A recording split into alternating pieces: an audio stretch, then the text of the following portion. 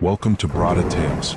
Tonight, prepare yourself for hours of captivating adventures and enchanting discoveries as we take you into a world where fairy tale fantasy blends seamlessly with the calming sound of rain, perfect for unwinding.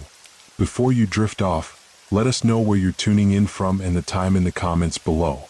If these stories spark your imagination, remember to like, share, and subscribe. Now settle in, get comfortable, and let your mind wander freely. Cursed Games.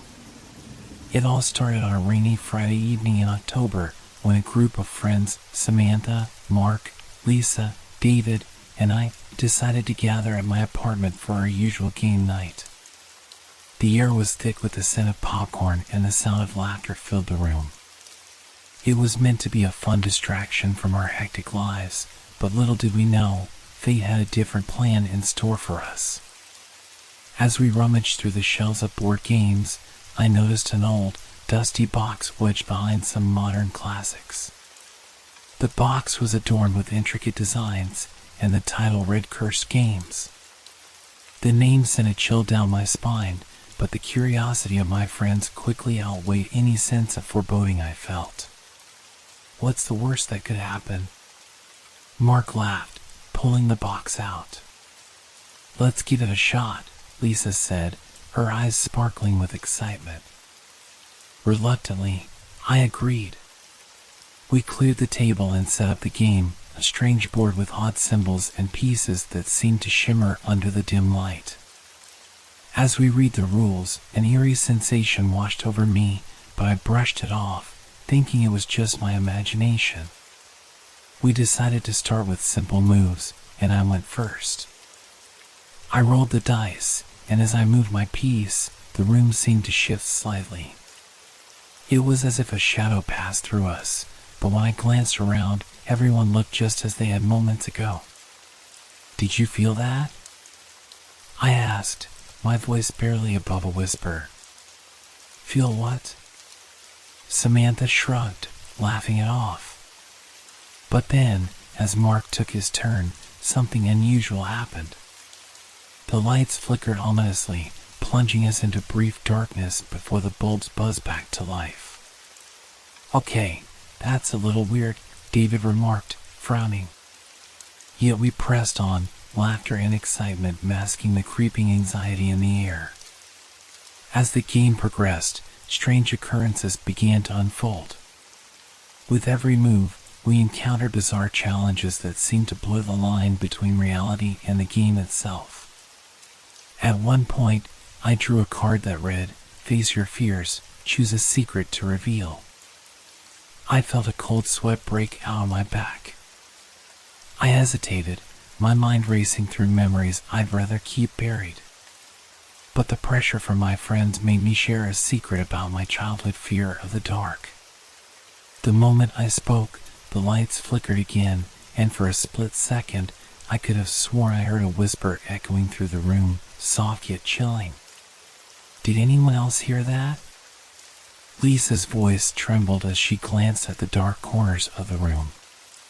We all exchanged uneasy glances, but we shrugged it off, convincing ourselves it was just our imaginations running wild. After all, it was just a game, right? The atmosphere began to shift, tension rose as we continued playing.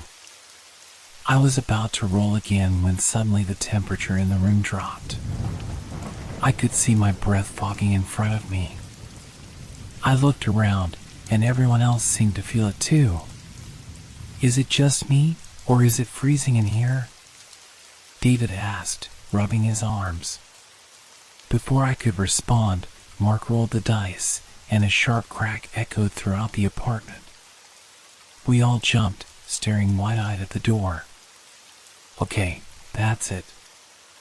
I'm done, I said, standing up. But it was too late. The game had taken on a life of its own, and there was no way to stop it now. As we sat in stunned silence, the realization began to sink in that this was not just a game anymore. I could feel my heart pounding in my chest, a primal fear creeping into the corners of my mind. We exchanged nervous glances, our earlier excitement quickly replaced by a palpable tension that filled the room like a thick fog. "What do we do?" Samantha asked, her voice barely above a whisper. "Maybe we should just stop playing," Lisa suggested, glancing uneasily at the board. But Mark, ever the skeptic, scoffed. "It's just a game. A little flickering light and some cold air don't mean anything." Before I could argue, he rolled the dice again. The moment the die hit the table, the lights dimmed once more, and the room grew colder still. A shiver ran down my spine, but Mark seemed unfazed. "I got a 3, he said, moving his piece forward. As he did, a loud bang echoed from the other side of the room. We all turned our heads in unison, eyes wide. The door to my bedroom was now ajar, creaking softly as if inviting us to look inside. "Did someone leave that open?" I asked, my voice trembling. "No way," David replied, his brow furrowing. We all came from the living room. Samantha stood up, her legs shaking slightly. "I think we should check it out," she said, bravely stepping toward the door. Against my better judgment, I followed her, with Mark and Lisa trailing behind. David stayed back, his expression a mix of curiosity and fear. As we approached the doorway, I felt an inexplicable dread wash over me, as if the shadows themselves were alive, watching us. The air was thick and heavy, each breath feeling like a struggle against an unseen force. "Okay, let's just take a quick look," I suggested, trying to sound confident. Samantha nodded and pushed the door open wider. The darkness inside felt suffocating, and I hesitated on the threshold. "Hello?" Samantha called into the room, her voice echoing back at us, eerily distorted. Silence answered. Then, without warning, the lights flickered again, and the board game on the table suddenly shifted. Pieces moved on their own, landing on spaces that none of us had chosen. "What the hell?" Mark exclaimed, backing away. "Maybe it's a prank," Lisa said, though her voice was shaky, betraying her fear. Suddenly, I felt a chill run down my spine, and it wasn't just from the cold air. It felt as if something, or someone, was in the room with us, watching and waiting. I turned to look at my friends, their faces pale and filled with confusion. "We need to get out of here," I insisted, feeling a sense of urgency rise within me. But just as I was about to pull away, a loud crash echoed through the apartment, making us all jump. We rushed back to the living room, our hearts racing. The board game lay on the floor, pieces scattered everywhere. "Okay, this is getting out of hand," David said, his voice rising in panic. "Let's just end this game," I urged, trying to sound as rational as possible. We gathered around the board, and I reached for the box to put everything away. But as I did, I noticed something strange. There were more pieces than there should have been. Small figurines that looked eerily lifelike, each one resembling a member of our group. "What the hell are these?" I breathed, picking one up. It looked like a miniature version of Samantha, down to the expression of concern etched on its tiny face. "I don't like this," Lisa said, backing away. Mark grabbed the box, flipping it over to read the fine print.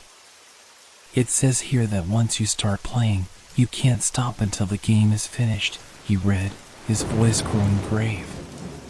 "What does that even mean?"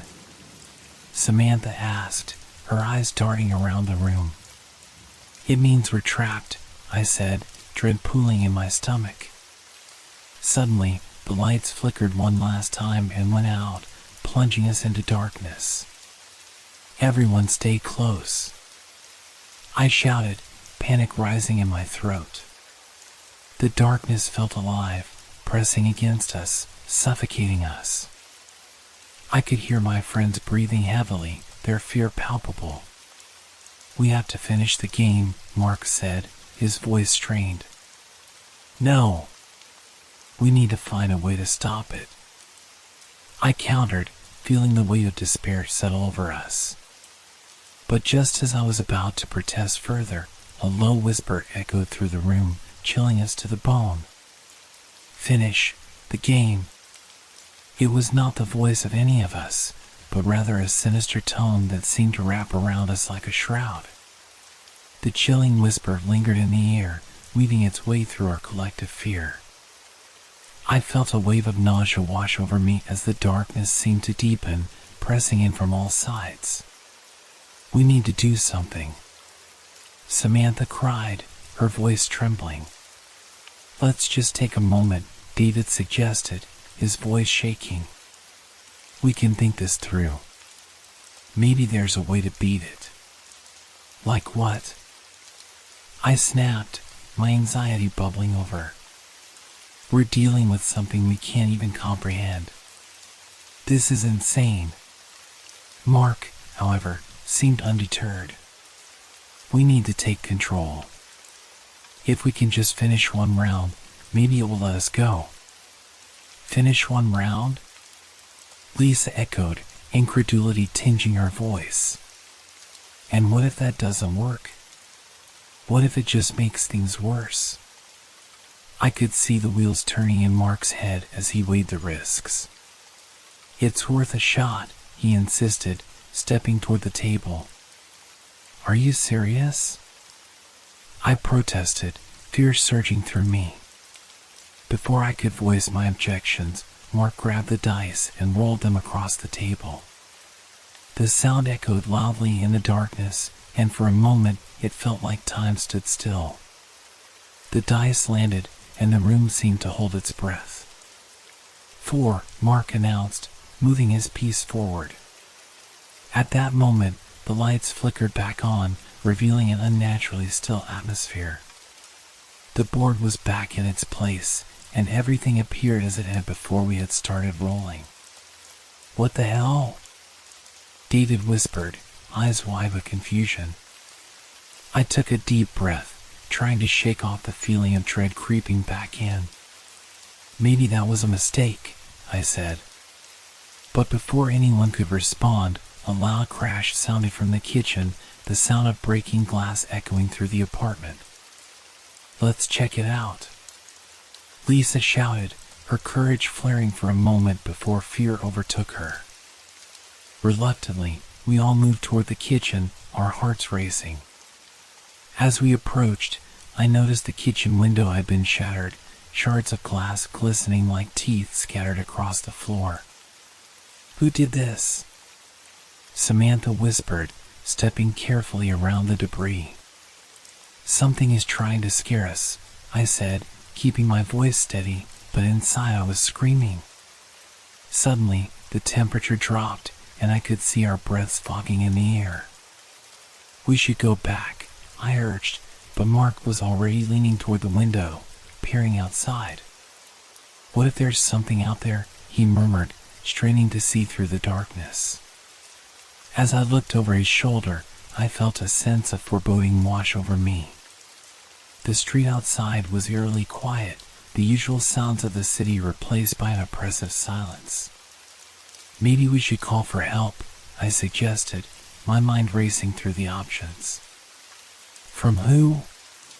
Mark retorted. "We can't tell anyone about this."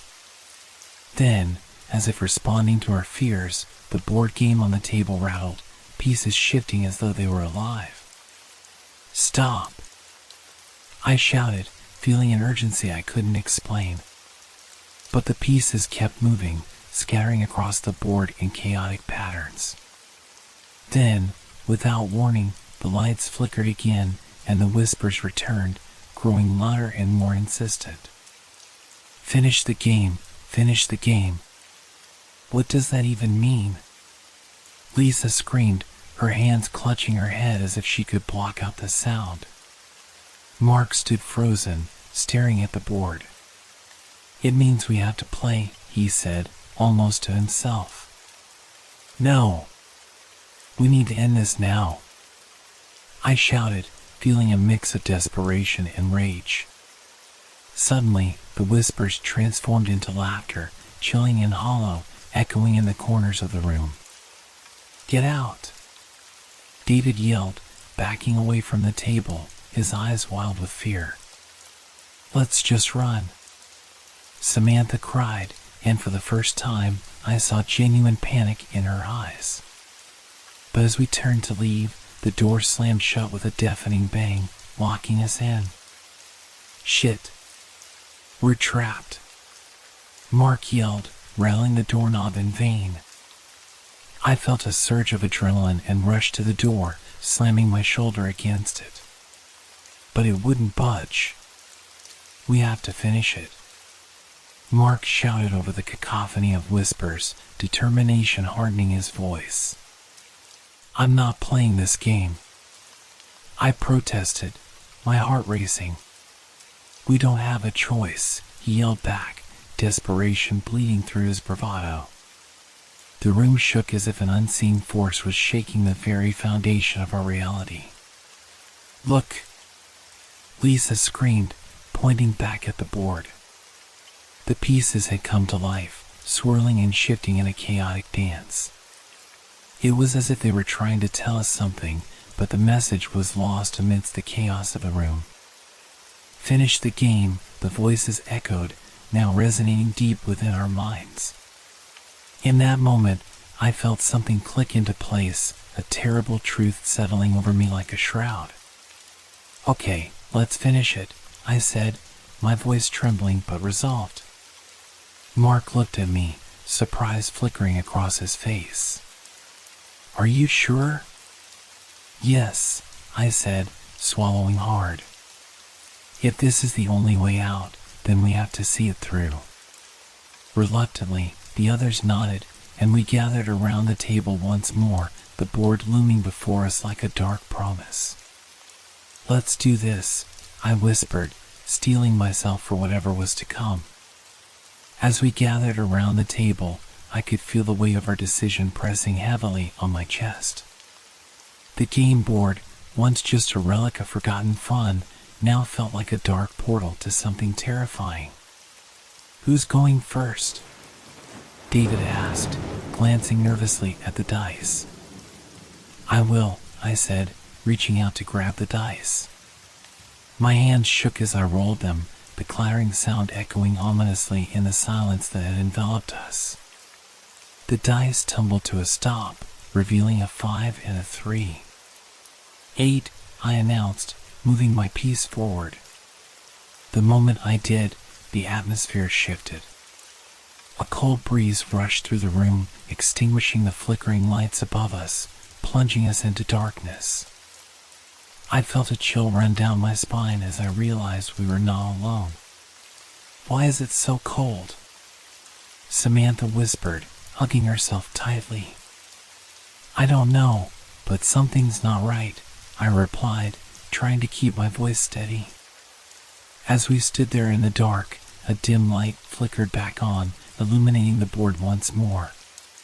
To our horror, the piece I had moved now had a small crimson stain on it, as if it had absorbed something foul. Did you see that? Lisa gasped, pointing at the stained piece. It's just a game, Mark said, though his voice trembled. Just a game? I echoed, incredulous. It's trying to manipulate us. We can't let it. With a heavy heart, I looked at the board. The other pieces were now moving on their own, rearranging themselves as if they were plotting their next move. This isn't normal, David said, panic creeping into his voice. We have to keep playing, Mark insisted, his resolve unyielding. We need to find out what it wants. I took a deep breath, feeling my stomach churn. Fine. But I'm not rolling again. Then I will, Mark said, reaching for the dice. With trembling hands, he rolled, and the dice landed on a 2 and a 4. 6, he said, moving his piece forward. As soon as the piece crossed the designated space, the board erupted in chaos. The lights flickered violently, and shadows danced around us, elongating and twisting into grotesque shapes. I squeezed my eyes shut, but the laughter, cold and mocking, pierced through the darkness. "Mark!" Lisa shouted, her voice strained. "What did you do?" "I don't know," he yelled back, panic etching deep lines into his face. Then, out of the shadows, a figure emerged, tall and cloaked in darkness. I felt my breath hitch in my throat as it stepped closer, its features obscured, but I could sense its malice. "Who dares to play my game?" it hissed, the voice resonating in my bones. We all stumbled back, fear gripping us. "What do you want?" I managed to stammer, my voice barely above a whisper. "Your souls," it replied, a twisted grin forming in the darkness. "Each move you make tightens my grasp on you. Get away from us." David shouted, but his bravado faltered under the creature's gaze. "You cannot escape," the figure said, extending a skeletal hand towards us. "Your fates are sealed." I could feel the despair creeping in, but amidst the fear, a glimmer of defiance sparked inside me. "No! We refuse to play your game," I shouted, my voice echoing through the room. With those words, the creature recoiled, its form flickering as if caught between dimensions. "You think you have a choice?" it hissed, anger vibrating in the air. "Maybe we don't," Mark said, his voice steadier now. "But we can break the cycle." "How?" I asked, feeling the gravity of the situation. Mark's eyes narrowed in thought. "We have to find the truth behind this game. Maybe there's a way to reverse the curse." The creature shrieked, a sound that sent chills down my spine. "You cannot escape what has been set in motion." But the whispers around us began to shift, the laughter fading into a low hum as if the entity was losing power. "Keep playing," Lisa urged, urgency coursing through her. "We need to find a way out." "Okay," I agreed, feeling the adrenaline surging. "But we need to work together." We all took a deep breath and focused on the board once more. "Let's finish this," I said. "Together." Mark rolled again, the dice clattering across the surface, landing on a 1 and a 6. "7, he said, moving his piece with determination. As he did, the room shifted again, and the figure's form grew weaker, its darkness thinning. "Not again," it hissed, retreating slightly. "Come on. We can do this." Samantha shouted, her voice filled with newfound strength. The air thickened, and with every move we made, the entity's power waned. Each piece we moved seemed to absorb the darkness around us, the whispers turning into desperate wails. "Keep going. Don't stop," David shouted, his eyes wide with fear and determination. With each roll, we began to feel a strange connection forming, a bond that transcended the fear. "Together," Mark yelled, rolling once more. The dice clattered to a stop, revealing a 4 and a 2. "6, he said, moving his piece again. And then something extraordinary happened. The darkness in the room began to recede, swirling away from us like mist. "We can beat it," I cried, the thrill of hope igniting within me. The creature howled in fury, but it was too late. The board began to glow, a brilliant light illuminating the shadows that had haunted us. "Finish it," Lisa urged, her eyes locked on the board. In one final surge of courage, we all moved our pieces together, shouting our determination against the darkness. Together, we cried, our voices echoing in unison. With a final roll, The board erupted in light, and the entity screamed as it was engulfed, its form dissipating into the ether. The room was silent. As the light faded, we stood there, panting, trembling, but alive. Did we do it? Samantha whispered, her voice shaking. I think so, I replied, looking around at my friends.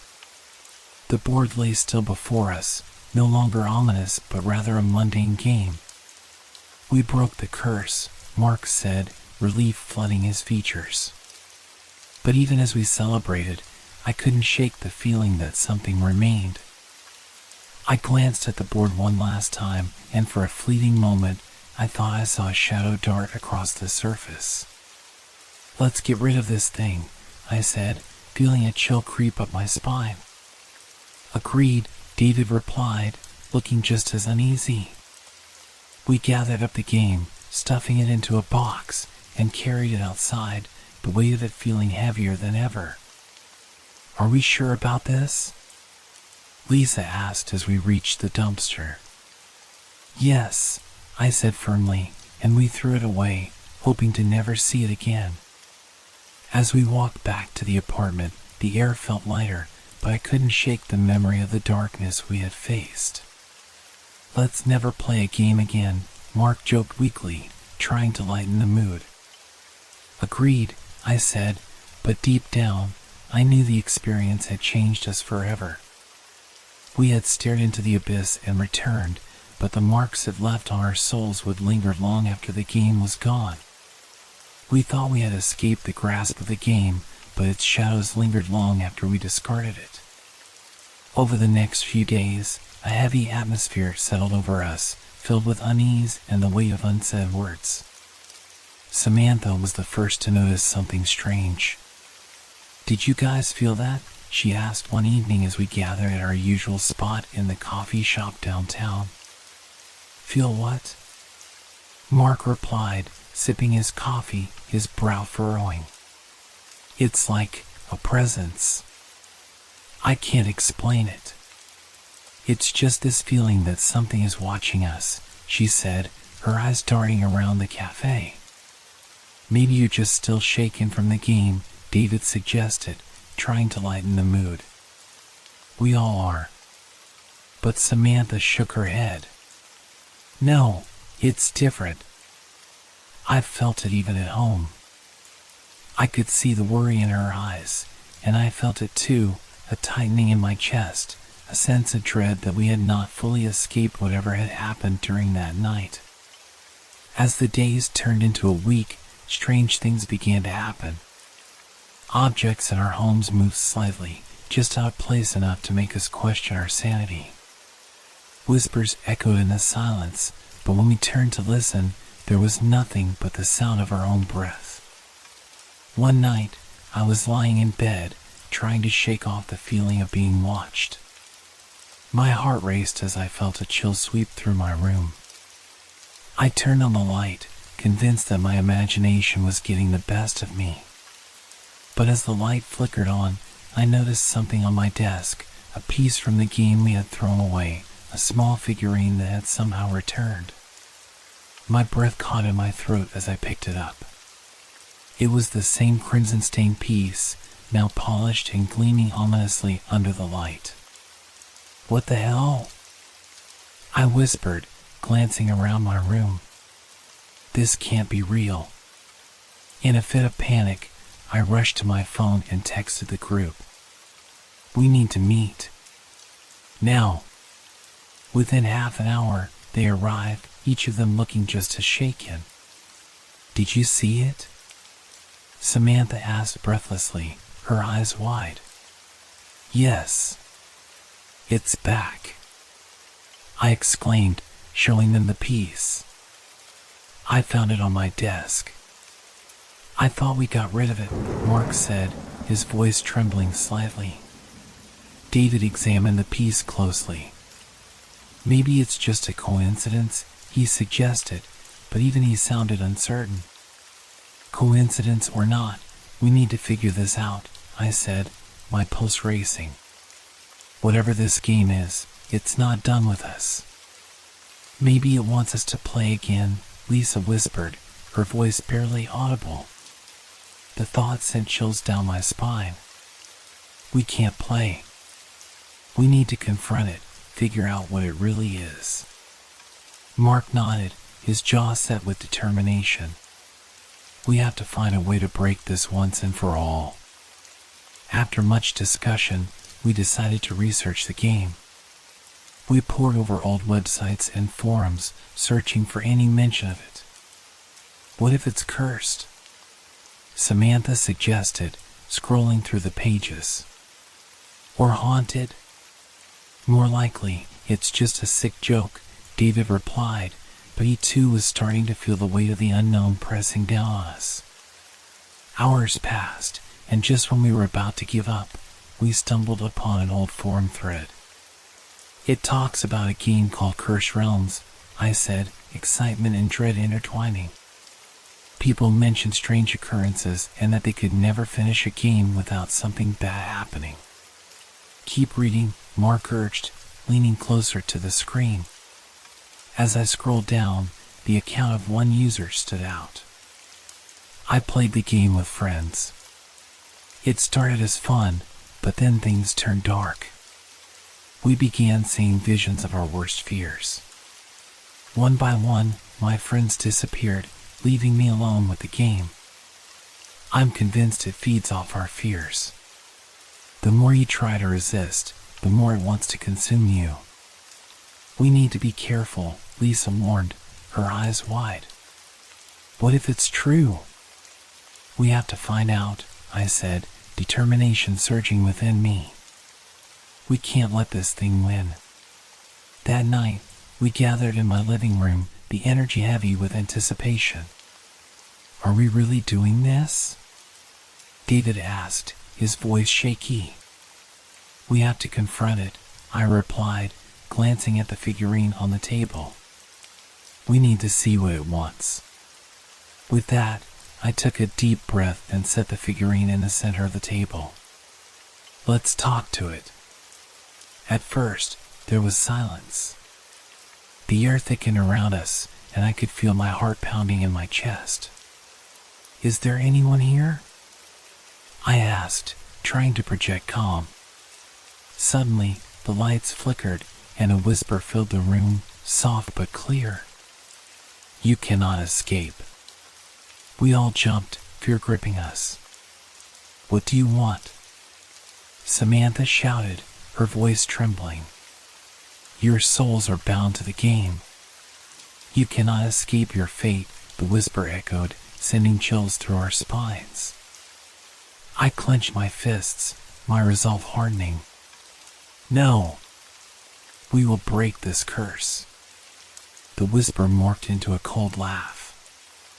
You think you have power here? You play my game now. Suddenly, the figurine glowed, and the board appeared on the table, pieces shifting into place as if inviting us to join. Don't touch it. Mark yelled, backing away. But before we could react, the pieces started moving on their own, leading us to the first question of the game. Will you risk your lives to uncover the truth? Do we have a choice? I said, feeling the weight of our predicament. As the question hung in the air, I felt a surge of fear but also determination. We had faced the darkness once, we could do it again. Let's find the truth, I said, stepping forward. With our hearts racing, we stared at the board as the pieces began to rearrange themselves in a chaotic frenzy.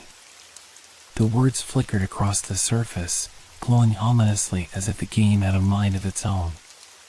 Do we really have to play? Lisa whispered, her face pale. We need to understand what we're up against, I replied, my voice steady despite the anxiety gnawing in my stomach. It's the only way. Taking a deep breath, I placed my hand on the figurine. The moment I made contact, the room plunged into darkness. The only light was a dim glow emanating from the board, casting eerie shadows on our faces.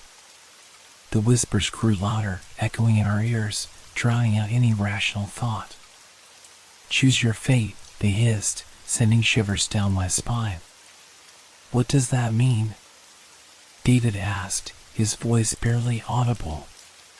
The board shifted again, revealing a path leading to 3 doors, each labeled with a different word: fear, truth, and power. Which one should we choose? Mark asked, his voice tinged with urgency. We need to choose wisely, I said, glancing at each door. Fear could lead us deeper into our nightmares, truth might reveal what we need to know, and power, who knows what that could unleash. I say we go for truth, Samantha suggested, her voice firm despite the fear flickering in her eyes. We need answers. I nodded, feeling a strange sense of resolve. Let's do it. As we stepped forward, the board responded, the glow intensifying as we approached the door labeled truth. The door swung open, revealing a dimly lit hallway filled with echoes of laughter and screams. The walls were lined with portraits of people, their expressions twisted in terror. I felt a chill run down my spine as I recognized some of them. They were familiar faces, friends from our past who had vanished or changed. Is that? Lisa gasped, pointing at one of the portraits. Yes, I whispered, my heart racing. These are people we've known. They've been affected by the game. What do we do? Mark asked, his voice trembling. We keep moving, I urged, pushing forward. As we walked down the hallway, the atmosphere grew heavier and the whispers transformed into cries. Help us, they pleaded, echoing around us. You must stop it. Who are you? I called out, my voice shaking. We were trapped by the game.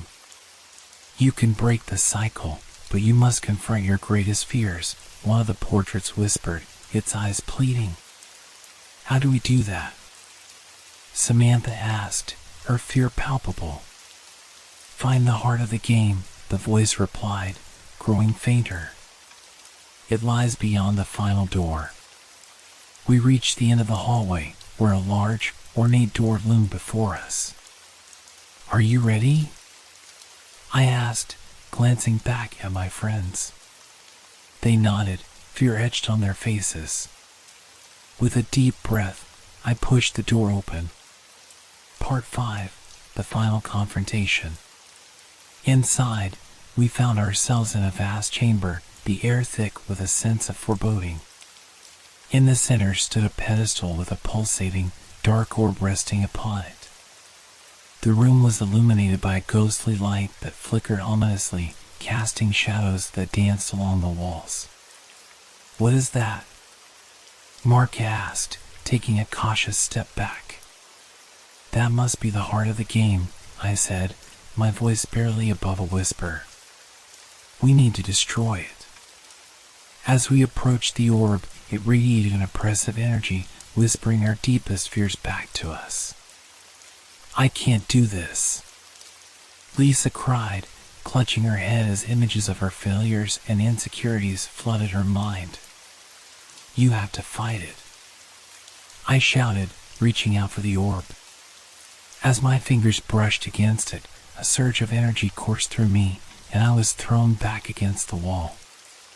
The room shook, and the shadows twisted into monstrous forms. Foolish mortals, the voice boomed, echoing from the orb. You think you can escape your fate? You are mine. I struggled to stand, my heart racing. We won't let you control us, I yelled, my voice filled with defiance.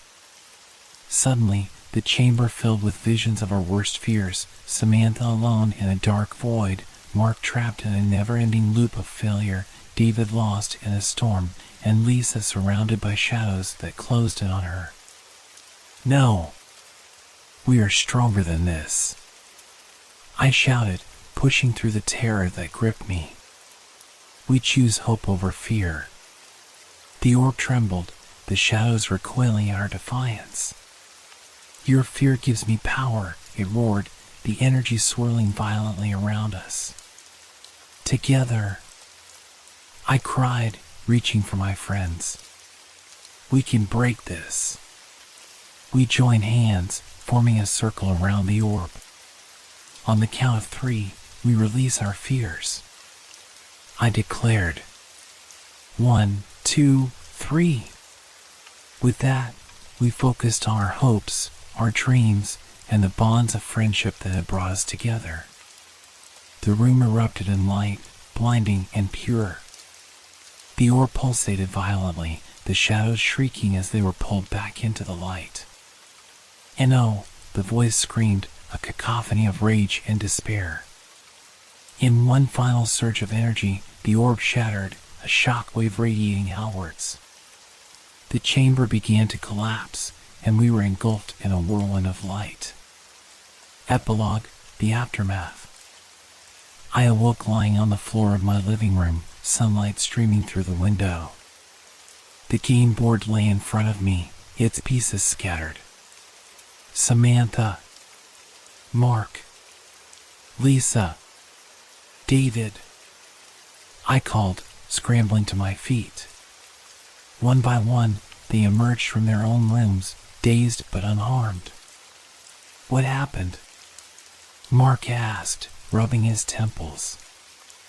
I think we did it, I said, a wave of relief washing over me. But as I looked around, I realized something had changed. The air felt lighter, but there was an underlying tension, a reminder of the darkness we had faced. We need to get rid of the game for good, Samantha said, her voice firm.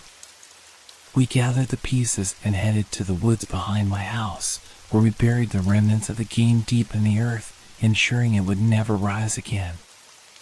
As we walked back, I felt a sense of peace wash over me. We had faced our fears and emerged stronger, but I knew the scars would remain. The laughter of friends echoed in my heart, but a shadow of caution lingered. Promise me we'll never play with anything like that again, I said, looking at each of them. Promise, they echoed, their voices resolute. But deep down, I knew the game would always be a part of us, a reminder of the darkness we had faced and the strength we had found in each other. The empty warehouse. I had never liked working the night shift. There was something unsettling about the way the world feels at night, how every creak and groan of an old building seems louder in the quiet. But when you're a security guard, you're stuck with it. My routine was simple: check the locks, patrol the aisles, monitor the cameras, and make sure everything was in order. Easy work, at least, on most nights. But this particular night, something felt different. It wasn't immediately obvious. It was subtle at first, like the way you can tell when someone's staring at you from across the room. At first, I thought it was just my imagination, the kind of thing that happens when you're alone too long. But as the night wore on, it started to feel like more than that. I was walking down the long, dimly lit corridor of the warehouse when I first heard it, a faint sound, like someone walking just ahead of me. Soft, almost imperceptible footsteps, as if someone was trying to sneak around. I froze. The warehouse had been empty when I checked earlier, and no one else was supposed to be here. Not at this hour. Not tonight. I glanced around, my flashlight flickering as I swept it across the dark shelves stacked high with crates and boxes. The footsteps stopped. I stood still, my heart rate quickening. For a moment, everything was silent. Then, the overhead lights buzzed to life, flickering as if they hadn't been used in years. The sudden brightness hurt my eyes, but it also felt wrong. Like the lights had turned on by themselves. I blinked hard and forced myself to move, slowly edging forward, trying to pinpoint where the sound had come from. Nothing. The air was thick with the kind of silence you can almost taste, heavy and suffocating. I told myself it was just a malfunction, maybe a rodent scurrying in the shadows, or the old wiring acting up. That's what I kept telling myself, anyway. But as I made my way back to the security office to check the cameras, something felt off. Like the building was holding its breath, waiting for something. I slid into the small chair behind the desk and flipped on the monitor. The camera feed from the main floor popped up, grainy and distorted, but nothing unusual stood out. There was no sign of movement anywhere on the screen. I sighed and rubbed my eyes. Maybe I was just tired. But then, just as I was about to get up and head back to my rounds, the lights in the warehouse flickered again, this time more violently. They blinked on and off, casting eerie shadows on the walls. My eyes darted to the camera feed, and my blood ran cold. On the screen, just for a split second, I saw it, a figure. A shape. It was gone before I could even blink, but it was there. I leaned forward, my fingers tightening on the edge of the desk. I rewound the footage, fast-forwarded it, but it was gone. I swallowed hard. My throat felt dry, like I hadn't spoken in hours. The footsteps came again, louder this time.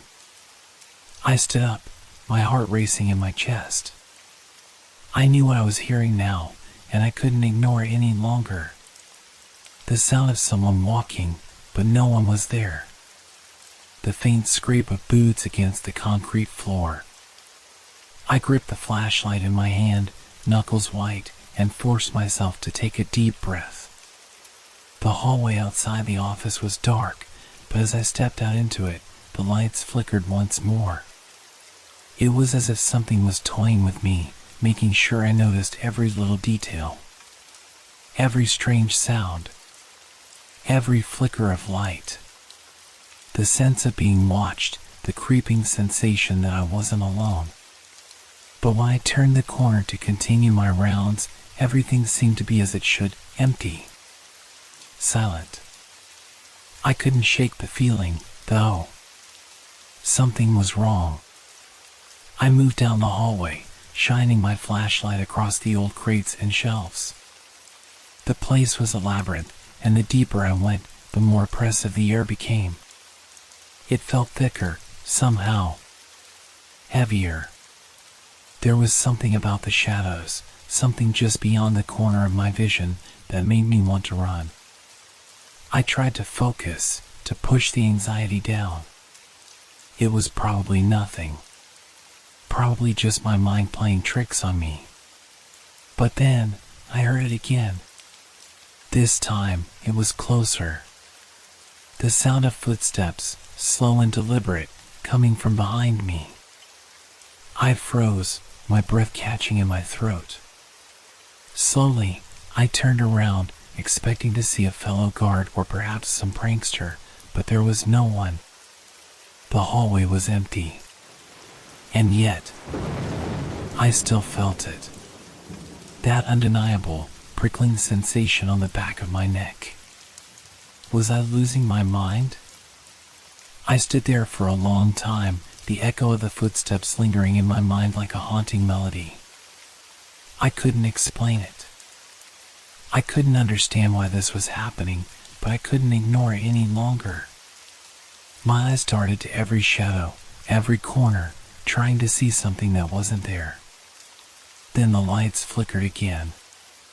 And this time, they didn't just flicker. They went out entirely. I was plunged into darkness.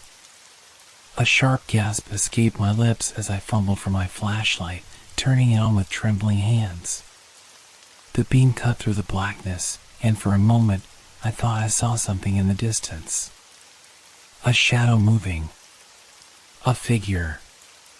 But it was gone as soon as I blinked. The silence was now deafening. My breath was the only sound. I felt the cold sweat running down my back, my muscles tense, every nerve on high alert. I had to get out of here. I had to leave. But before I could turn and make my way back to the security office, I heard it again. The footsteps. And this time, they were right behind me. I spun around, heart pounding, but there was no one behind me. The hallway was empty, just as it had been a moment before. I should have been relieved, but I wasn't. The footsteps had been so real, so unmistakable. And now, the oppressive silence that followed felt suffocating. I took a deep breath, trying to calm my racing heart. My flashlight flickered again, casting long shadows that stretched across the walls. I glanced down at the floor, expecting to see nothing, but instead, I noticed something strange, a set of footprints. Faint, as though someone had walked there just moments ago. They were clear enough to be unmistakable, the outline of boots in the dust. I took another step back, eyes locked on the tracks. They led deeper into the warehouse. But where were they coming from? I hadn't seen anyone else. And the odd thing was, the prints didn't lead toward the exit. No, they led further into the warehouse, into the heart of the building. I couldn't let myself be dragged into this. I knew I should turn around, run back to the office, lock the doors, and call for help. But I couldn't. My feet felt frozen to the ground, as if the warehouse itself was pulling me in. The next step I took seemed to echo throughout the entire building. Every sound, every creak of the wood beneath my boots was amplified. The air felt colder now, biting at my skin, like I was walking through a place that hadn't been disturbed in years. The footsteps, my footsteps, seemed to blend with the ones ahead of me. The faint crunching of dust beneath my boots sounded like a slow rhythm, a beat I couldn't escape. I swallowed hard, trying to convince myself that I was just tired, that this was some trick of the mind. But deep down, I knew. Something was here. Something that shouldn't be. As I moved deeper into the warehouse, the shadows stretched longer, darker. The sense of being watched intensified, pressing on my chest, suffocating me. I glanced over my shoulder again, but nothing was there. Just the empty hallway, the silent shelves. Then, without warning, the lights flickered again. But this time, they didn't just flicker. They went out. Completely. The entire warehouse was plunged into darkness. The flashlight in my hand trembled as I swung it around, but the beam barely pierced the thick blackness around me. I couldn't see a thing. I was alone, utterly, terrifyingly alone. And yet, the footsteps continued. Louder now. Closer. Unmistakable. They were not just behind me anymore. They were surrounding me. The shadows moved, twisting in ways that weren't possible. I heard the whisper again. So faint at first, I wasn't sure if I imagined it. James. I froze. My name. It couldn't be. No one knew I was here. No one else was supposed to be in this warehouse.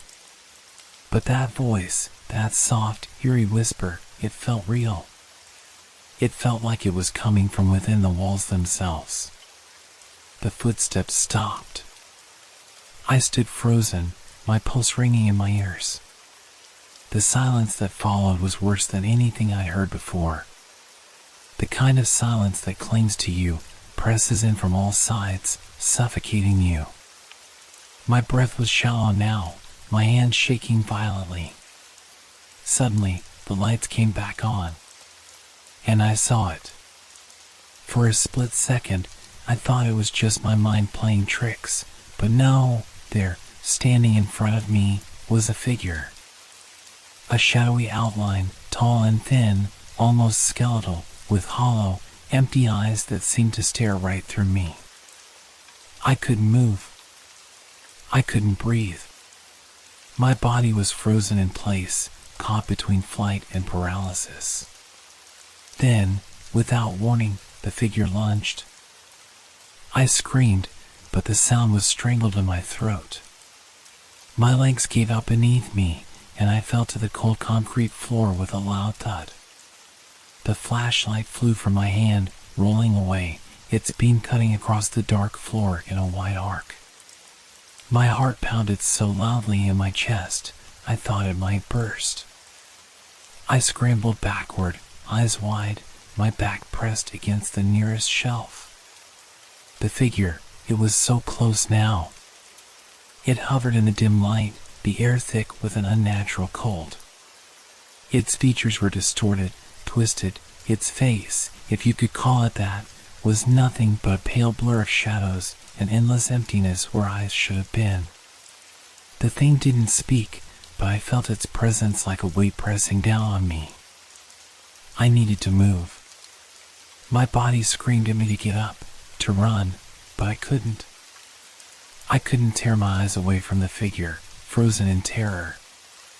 It was standing directly in front of me now, inches away, but somehow still beyond reach, as though it wasn't truly there, as if it existed just beyond the boundaries of this world. The temperature dropped, and I could see my breath, thin and white in the air. My skin felt like it was being scraped by invisible claws. I choked on the cold, the air thick with something I couldn't name. Desperation? Fear? Something more ancient. The figure raised its hands slowly, the fingers elongated and twisted in a way that didn't seem human. I couldn't look away. I couldn't scream. I couldn't move. My muscles were locked in place, trapped by whatever dark force this was. Then it spoke. James. The voice came again, low and raspy, like the wind whistling through old bones. My name. It felt like it was coming from everywhere and nowhere at once. The whisper echoed around me, vibrating in my skull, so real that I could almost feel it crawling beneath my skin. My throat tightened, and in that moment, I realized with a sickening clarity that this thing was not alive. It wasn't human. Whatever it was, whatever it had once been, it had died, but its soul, its presence still lingered here. In this place. And it was angry. I didn't know what to do. What could I do? With a sudden jerk, I pulled myself together. My hand found the flashlight, still rolling across the floor. I gripped it tightly, the beam weak but steady as I pointed it at the figure. The light flickered in and out, the shadows seeming to twist with every pulse of the beam. But then something unexpected happened. The figure jerked back, as though the light had burned it. It shuddered, and for a split second, I saw it clearly, its outline sharp and contorted, its form rippling like water disturbed by a stone. It lunged again. I barely had time to react. I scrambled to my feet, pushing off the ground, and with everything I had left, I ran. I didn't look back. I didn't dare. The only sound in my ears was the pounding of my heart and the wild rhythm of my breath. I tore down the hallway, racing toward the exit, my hands desperately trying to find the door handle. It felt like the distance stretched on forever. The footsteps were behind me, louder now, as if the thing was chasing me, gaining ground. I reached the door and yanked on the handle. It was locked. It was locked. The handle rattled in my grip, but the door wouldn't open. Panic surged through me like an electric shock, and I pounded on the door with both fists, desperate to break through. Help. Please, someone, anyone. I screamed. But the building was silent. The warehouse was empty. There was no one left to hear me. Then, I felt it. Cold fingers grazed the back of my neck, sending an icy chill down my spine. The breath on my skin was so cold, so unnatural, that it burned. I whipped around, flashlight in hand, but saw nothing. And yet, the presence was there. That suffocating, overwhelming sense of something else, something waiting. Something not of this world. I knew then I wasn't alone. Not anymore. The lights flickered once more. And just like that, I was plunged into darkness again. And with it, the last thing I heard was the whisper of my name. I don't know how long I stood there, in the dark, my body trembling with fear. Time seemed to stretch and blur, the seconds crawling by like hours. The air was thick with the weight of something unseen, something suffocating that clung to every inch of the warehouse. It was as if the building itself was alive, holding its breath, waiting for something. Eventually, I heard a sound. A creak of metal. The door handle jiggled again, just as it had before. I didn't dare to move, my breath held tight in my chest. Was it again? Or was someone else, someone alive, finally here to help me? I forced myself to take a step back, trying not to make a sound, but before I could get far, the door swung open with a loud, echoing groan. I barely saw the man who entered before the door slammed shut behind him, but I could make out the outline of a tall figure. He was dressed in dark, heavy clothing, like a worker, someone who might have belonged here in the past. His face was pale, his features drawn tight with exhaustion, or was it something more? "James," he said, his voice like gravel scraping over stone. My pulse quickened. My mouth went dry. I knew that voice. "Tom?" I managed to croak. Tom was one of the other security guards who had worked the night shift before I'd taken over.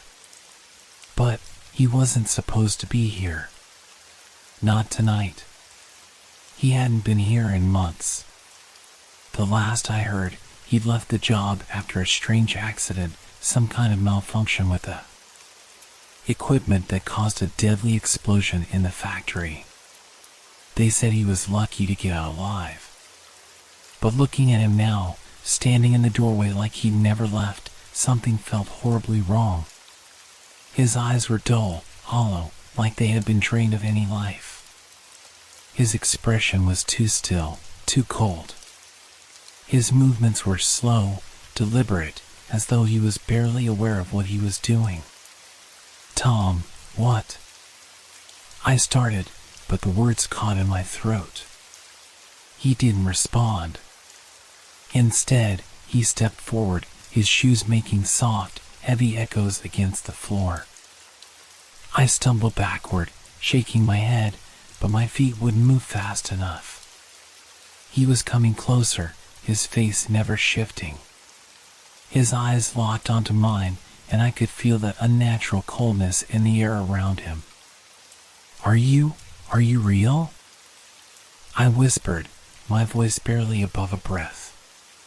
Tom's lips parted, but the sound that came out wasn't his voice. It wasn't a sound a living man could make. It was more like a rasping whisper, low and guttural, crawling across my skin like fingernails on a chalkboard. "Help me." I froze. I couldn't breathe. I couldn't even move. "Help me," the whisper repeated. But this time, the words weren't just from Tom. They came from everywhere, from the walls, the ceiling, the very air around me. A chorus of voices, faint, desperate, and filled with anguish, echoed through the space. Suddenly, the temperature dropped. Ice-cold air rushed in, swirling around me, as if the very room itself had come alive. The lights flickered, struggling to stay on. And then, they went out again. In the dark, I heard Tom move closer. His footsteps sounded slow and deliberate, but they seemed to reverberate all around me, coming from every direction. I had to get out. I had to run. I turned and bolted toward the exit, but before I could even take a full step, I felt it. Cold fingers brushed my arm, and a heavy weight pressed down on my chest. My vision blurred. The shadows twisted. And I heard that whisper again, closer now. Help me. Help me. I couldn't breathe. The weight pressing on my chest was unbearable, like invisible hands were squeezing the air from my lungs. My heart hammered in my chest as I struggled against the sensation. I tried to move, to take a step, but my legs felt like they were made of lead. Tom? I gasped, though I wasn't sure if I was calling out to him or pleading for help. What happened to you? But there was no answer. No response. I reached out, desperately trying to grasp something, anything, to steady myself. My hand brushed against the cool steel of a nearby crate. With a surge of panic, I grabbed it, feeling the sharp edges dig into my skin. I used all my strength to push myself away from the presence, to break free from the suffocating grip of the darkness. But as I stumbled backward, I heard it again. The whisper. This time, it was much louder. Closer. It filled my ears, reverberating in my skull, crawling into my mind like a disease. Help me. Help me, James. I spun around, but the hallway in front of me was empty. No Tom. No figure. No sound. Only the thick, unnerving silence of the warehouse. My breath was shallow, panicked. I couldn't stay here. I couldn't stay in this place, surrounded by voices, by shadows that were real but still felt too real. I had to get out. With trembling hands, I fumbled for my phone in my pocket. It was barely functional. The screen was cracked, and the battery was nearly dead, but I needed it to call for help. I needed to hear another voice, to know I wasn't alone. The phone screen blinked to life, flickering with a weak signal. My thumb hovered over the emergency dial button when a sudden, violent noise interrupted my thoughts. A sharp, metal scraping sound came from behind me, followed by the unmistakable thud of something heavy hitting the floor. I whipped around. The lights flickered back on, bright and harsh, blinding me for a moment. My eyes burned as I blinked rapidly, trying to adjust. What I saw made my stomach drop. There was a figure. Not Tom. It was someone, or something else. A tall, gaunt figure, draped in what looked like old, tattered clothing. Its face was obscured by a thin layer of shadow, but the eyes, those eyes. They were hollow, empty, black pits that seemed to suck in the light around them. The figure was moving toward me slowly, its long, spindly arms hanging at its sides, swaying with every step. The air grew colder with each inch it took forward, and my mind raced as my instinct screamed at me to run, to escape. But my feet wouldn't move. It reached out, the fingers of its right hand extending toward me like a spider's legs, unnaturally long, each joint cracking with a sickening, hollow sound. I took a step back, but my body refused to obey. James. The whisper came again, but this time it wasn't just a voice. It was everywhere, surrounding me, seeping into my ears, into my mind. James, help me. The temperature dropped even further, and I felt my breath turn to mist. I could barely see through the thick fog of my fear. The figure's fingers were inches from my face now, and in that moment, I realized the truth. It wasn't just Tom. It wasn't just a thing. It was all of them. The voices. the souls, the ones who had died here, and they were all reaching for me. Help, help me, James. They whispered as one, their voices now overlapping, merging into a chorus of pleading, agonized sounds. My knees buckled, and I sank to the floor. I couldn't escape the cold, the darkness, the suffocating presence of those who had died in this place. I couldn't breathe. I couldn't think. I was drowning in it. And then, something shifted. The figure stopped, its hand hanging in the air just above my head. The temperature began to rise, slowly at first, then faster, until it burned. The light overhead began to hum, flicker, and spark. Suddenly, the figure moved back. It wasn't Tom anymore. It wasn't a person at all. It was something else. Something ancient. Something that had been left behind, waiting for someone to hear its cry. Before I could react, the ground beneath me gave way. The floor crumbled, and I fell, tumbling into a void. I fell for what felt like an eternity.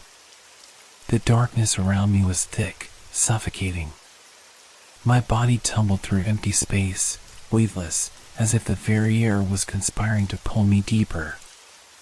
My breath was ragged, my mind spinning, trying to make sense of the reality I was being dragged into. Then, with a violent crash, I hit the ground. The impact rattled my bones, and I gasped for air, my chest constricted as if the very earth beneath me was alive, pressing against me. My vision swam. For a moment, I thought I was dreaming, my mind betraying me, but then I felt it, cold stone beneath my palms, the sharp scent of mold, and the undeniable weight of something ancient. I pushed myself up, blinking rapidly to clear my blurred vision. My heart raced as I looked around. It was another part of the warehouse, though unlike anything I had seen before. This place was darker, older.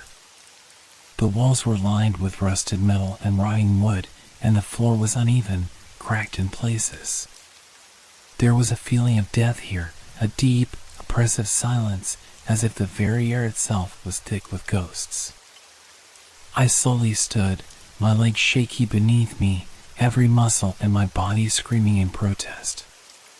My breath still came in shallow gasps, and I could feel the weight of whatever had dragged me into this place pressing on my chest. I wasn't alone. I could feel it. Something was watching me. The whispers from earlier came back, faint at first, then growing louder. They weren't just voices anymore, they were memories, echoes of those who had been lost in this place, trapped in the walls, the shadows. I could almost hear them, feel their presence, reaching out to me. Help us, they pleaded. I turned, desperately scanning my surroundings, but there was nothing visible. No figures, no movement. The warehouse around me was still, quiet, too quiet. But the voices, they kept coming, growing louder with each passing second. Help us, help us, help. It was all I could hear now, repeating like a chant. The sound rattled in my skull, my mind beginning to crack under the pressure. I closed my eyes, clutching my hands to my ears, trying to block it out, trying to make it stop. But when I opened them again, the figure was there. It appeared from the shadows, moving slowly, almost deliberately, like it was stalking me. The same figure I had seen earlier, tall, gaunt, with those hollow black eyes that swallowed the light around it. But now, it was different. It was more than just a shadow. It was a presence, a thing that wasn't meant to be in this world. Its form flickered in and out of focus, its shape warping and shifting like something caught between two realities. It reached out with one long, bony arm, and as it did, I felt a chill crawl down my spine, spreading through my body like ice water. The voice. It was back again. Help me. James. I couldn't move. I couldn't even scream. My throat had gone dry, and my legs refused to respond. The only thing I could do was stand there, paralyzed, as the figure stepped closer, its presence suffocating. The air grew colder, so cold that I could see my breath, my exhalations misting in front of me. Then it spoke again, this time so close I could feel the vibrations in my chest. Help me, help us. I wanted to run. I wanted to escape. But I couldn't. My body betrayed me. I could only stand there, trapped in this nightmare, as the shadows closed in. It was only then that I realized the truth. This wasn't just a warehouse. It wasn't just an abandoned building full of rusted machinery and forgotten crates. This was their tomb, the place where they had died. And their souls, every one of them, was still here. Trapped. Waiting. Angry. They wanted out. They wanted justice. And I had walked right into their trap. I heard something behind me, a loud crash, followed by the scraping sound of something dragging along the floor. I spun around, but there was nothing there. Just the shadows, stretching farther than I remembered. Then, from the corner of my eye, I saw it. A figure. A body. Lying on the floor, motionless. And that was when I realized it wasn't just a hallucination. It was me. The figure of myself on the floor. It was impossible. It couldn't be real. I must have been hallucinating. I had to be. This whole place, this nightmare, was warping my mind. But there it was, lying motionless in the shadows, staring up at the ceiling with wide, empty eyes. My heart hammered in my chest, and my breath became shallow, ragged. I stepped forward cautiously, my legs like jelly beneath me, unsure if I was walking toward a vision or something far worse. The body that looked like mine, it was mine, wasn't it? But how?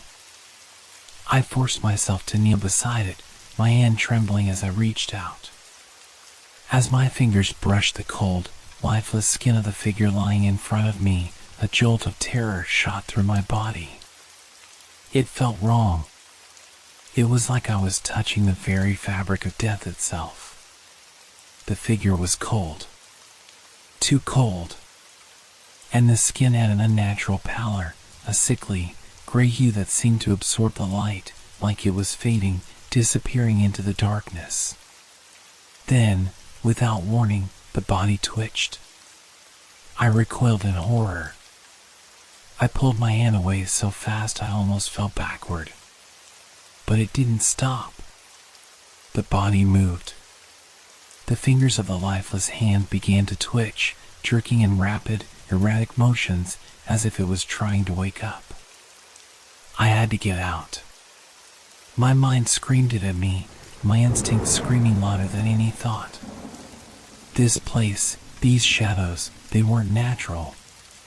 They were twisted, pulling me deeper into their trap. And whatever had happened to this body, whatever had happened to me, was only the beginning. I scrambled to my feet and stumbled backward, my heart racing. The whispers were louder now, a cacophony of voices surrounding me, echoing off the walls. They were close. They were all around me. I could hear them, feel them pressing in on me. Help! Help me! I spun around, trying to find where the voice was coming from, but I couldn't see anyone. The shadows danced and swirled, shifting as though they were alive. The walls themselves seemed to pulse with the sound of the voices, with the weight of their anguish.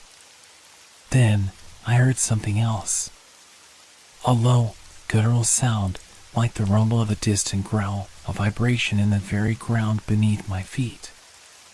It was coming from deep within the warehouse, deeper than I had ever been. It sounded like something was waking up. I didn't know what to do. The fear was suffocating, my mind clouded with panic. I had to escape. I had to find a way out, but the maze of the warehouse seemed endless. Every corner led me deeper into this nightmare. I turned back to the body. It was still twitching. Its fingers flexed, and then its eyes, those empty, hollow eyes, snapped open. I gasped, stumbling backward again, almost tripping over the debris on the floor. But before I could get far, the body sat up. The air around me grew colder still, the temperature dropping sharply, causing my breath to freeze in the air. I could hear the sound of shifting bones, as if the figure was stretching after years of being trapped. Slowly, it turned its head, those black, empty eyes locking onto mine. "James." The voice came again, this time from its mouth. But it was no longer a whisper. It was a guttural, rasping growl. "Help me." I froze, my blood running cold. It was no longer just a figure in the dark. It was me. It was my voice, my face, but twisted, wrong. I could feel the rage, the desperation emanating from it. The thing that looked like me slowly stood, its movements jerky and unnatural, like a puppet on broken strings. It staggered toward me, its feet dragging across the cold concrete floor. I couldn't tear my eyes away from it, frozen in place, rooted to the ground by fear. "James," it repeated, its voice coming from deep within its throat. The rasp of it sent a shiver down my spine. I stepped back again, but it followed. Its presence seemed to fill the room, making the walls feel closer, tighter. The air thickened with every movement it made. "James, I need your help." The voice was barely recognizable now. It was both mine and not mine at all. The words seemed to distort as they left its mouth, turning into a deep, agonized growl. The thing reached for me with one skeletal hand, its fingers long and twisted, just like the others I had seen. And in that moment, I realized something I should have known earlier. This wasn't a ghost. This wasn't just some lingering soul trapped in the warehouse. This was something far worse, something that fed on the souls of the dead, something that had been here for a long time, waiting. And it had found me. I turned and ran, my feet slapping against the cold concrete floor as I bolted through the dark hallway. I could hear it behind me, its footsteps echoing in the silence, dragging and scraping. It was getting closer, faster. I couldn't outrun it. I couldn't escape. And then, I heard it again. "James, help me." It wasn't coming from behind me anymore. It was coming from the front. The cold breath on the back of my neck nearly stopped my heart. My blood turned to ice as the whispered words slid under my skin, wrapping around me like chains. "James, help me." I didn't dare look back, but I could feel it right behind me. The air around me thickened, pressing in with a suffocating weight. The sound of footsteps dragging closer made my stomach twist into knots. Each step felt like it was pulling me deeper into something I couldn't escape. I sprinted forward, my legs burning, but the distance between us wasn't growing. It wasn't even closing. I was trapped in a nightmarish stasis, where no matter how fast I ran, I was always just inches away from being caught. I skidded around the corner, hoping to lose it in the maze of the warehouse. My breath was ragged, desperate. The whispering grew louder, more insistent. "Help me, James." I stopped for a split second, heart hammering, to listen, the footsteps were gone. The cold air that had been pressing on my back had vanished. For the first time since I'd arrived in this cursed place, there was silence. I was trembling, trying to catch my breath, but in the stillness, a thought crept into my mind, a terrifying thought. What if it wasn't just following me? What if it was me? I couldn't shake the feeling that whatever was chasing me wasn't some shadow or ghost. It was something else, something that had always been here. And I had just stepped into its trap. I pushed the thought away. I couldn't think about that now. I needed to survive. I needed to escape. But where? How? My eyes scanned the dark hallway, but there were no windows, no clear exits. Only the same endless rows of rusted metal and broken crates. It felt like the warehouse was shifting, folding in on itself, trapping me in its labyrinth. I turned and ran again, my mind screaming at me to keep moving. The whispering returned. This time, it wasn't just one voice, it was many. Voices, overlapping, blending together in a cacophony of pain, anger, and despair. Help me. James. Help me. The voices echoed, bouncing off the walls. It wasn't just a sound anymore, it was a presence, like they were circling me, pulling me in. I stumbled, nearly falling as I tried to make sense of the growing confusion in my mind. My thoughts felt clouded, sluggish. Was this real? Was I losing my mind? I shook my head, trying to clear the fog. Focus. Focus on what I knew. Then, a flash of movement. I froze, my blood running cold again. It wasn't just a shadow this time. It was a figure, a man, dressed in a dark uniform, standing at the far end of the hallway. Tom. My heart skipped a beat. Tom? I called out, my voice hoarse, barely audible over the chaos in my mind. But he didn't respond. He didn't even move. His figure was just standing there, lifeless, watching me with those hollow, empty eyes. I knew that wasn't Tom. Not anymore. Not the way I remembered him. This was something else. Something darker, something twisted. I stepped back slowly, my eyes never leaving the figure. I had to get out. I couldn't stay here with this thing, with these things. I turned to run again, but this time, something was different. I couldn't hear my footsteps. The sound of my breathing had disappeared. The very air felt wrong. Hollow. I glanced down, my stomach lurching. The ground wasn't solid anymore. It had become soft, like wet clay, like quicksand, sinking under my feet with every step I took. My legs felt heavy, like they were moving through thick mud.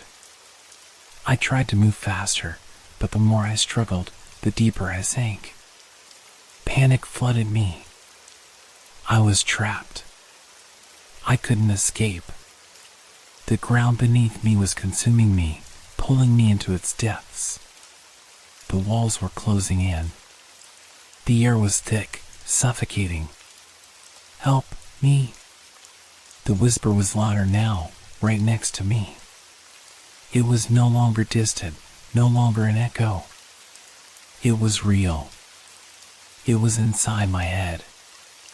I turned to see the figure of the man, no, the thing, standing directly behind me. Its eyes were black pits, empty, and its mouth stretched wide into a grotesque smile. James. It rasped. Help me. And just before I could react, the ground gave way entirely. I fell into darkness. I fell, but it wasn't the kind of fall you feel in your stomach when you're on a roller coaster. No. This was worse. It felt like the very air had been sucked from my lungs, like I was being pulled, dragged, down into something deep and cold. I gasped, trying to scream, but no sound came out. My arms flailed as I fell through what seemed like endless darkness. The world around me was consumed by shadows and impenetrable blackness that I couldn't escape. The air was thick, suffocating. My skin prickled, my nerves on fire, as if something was reaching for me in the void, something that wanted me to stay.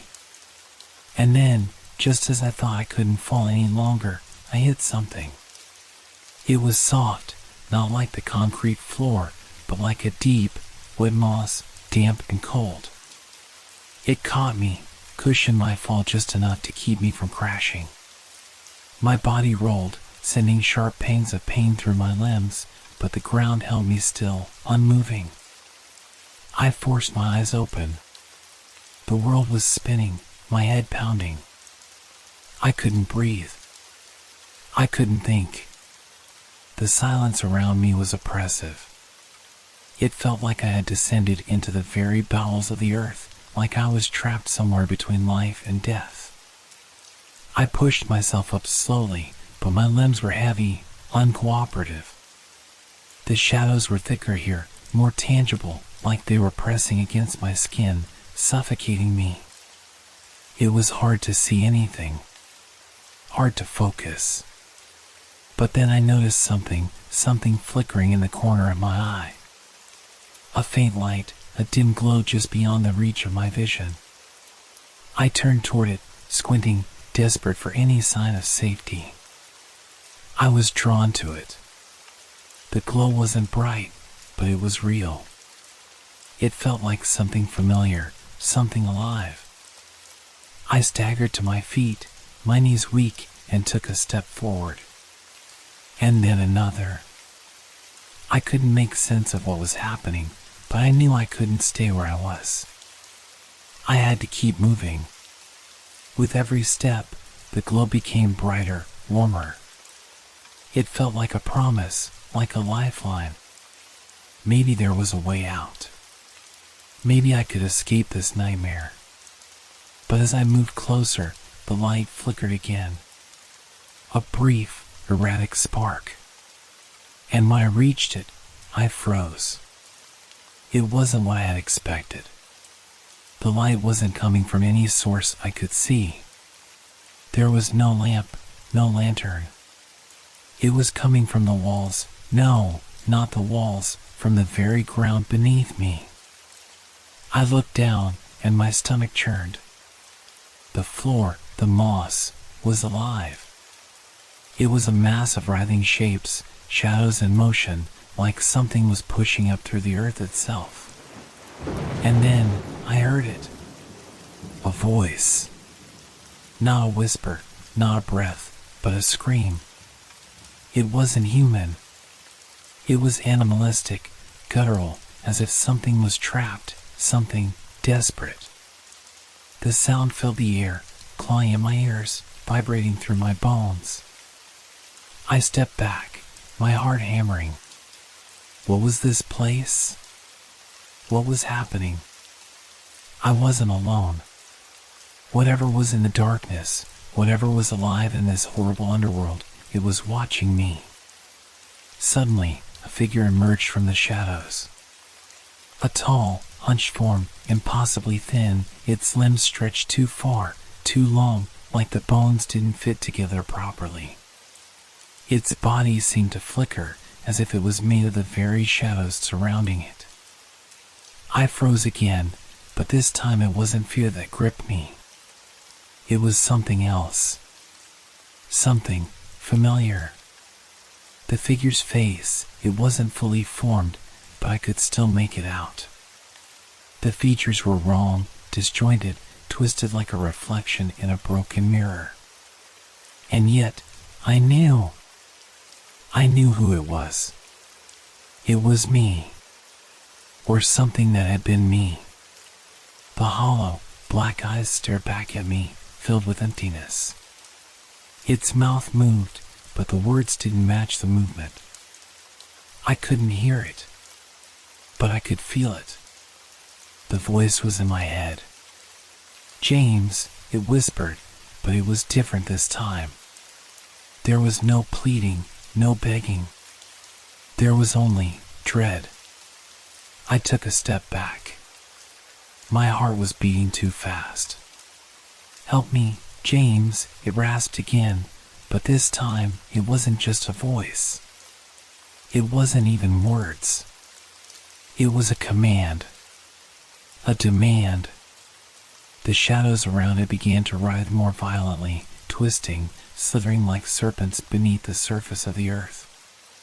The figure took a step forward, and with each movement, the air around me grew colder.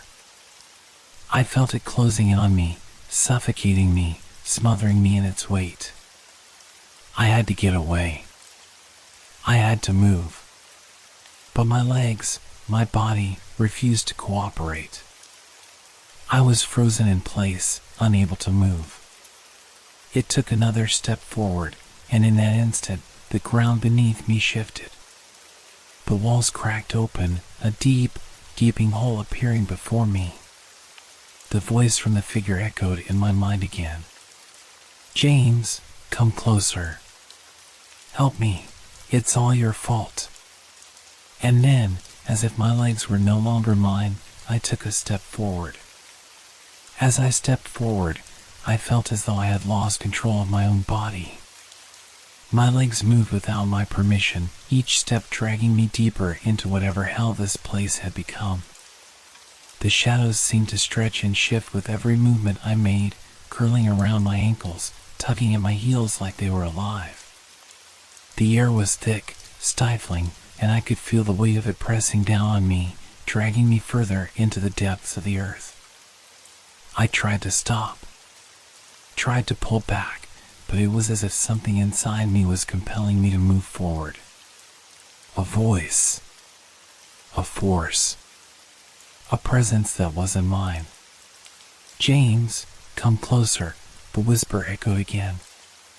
It was barely a sound, just a breath, a hum of something dark and ancient. I didn't want to go. I wanted to turn and run, to escape this nightmare, but something in my chest tightened. My heart was thudding, painfully, each beat sending a shock of fear through my body. The figure was getting closer now, the shadows swirling around it like a cloak, and its face, my face, was twisted, a grotesque parody of life. The black, empty eyes locked onto me, unblinking, unwavering, as if it were studying me, analyzing me. "You shouldn't have come here," it hissed. The voice, my voice, was so distorted, so guttural, it sent a shiver down my spine. "You should have stayed away, James. Now it's too late." I was drowning in its gaze. I felt like I was being pulled into those black pits, like they were swallowing me whole, consuming me from the inside out. I stumbled back, my feet tangling in the writhing shadows beneath me. But no matter how hard I tried, I couldn't break free. The shadows were holding me down, wrapping around my legs, my arms, binding me to the ground. "I never wanted this," I gasped, my voice barely a whisper, as if I were speaking through water. The thing in front of me, it didn't move. It just stood there, its face shifting again, distorting like a ripple on the surface of water. I could feel the weight of its presence pressing down on me, suffocating me, filling every inch of the space with the truth I didn't want to acknowledge. The truth about how I had ended up here.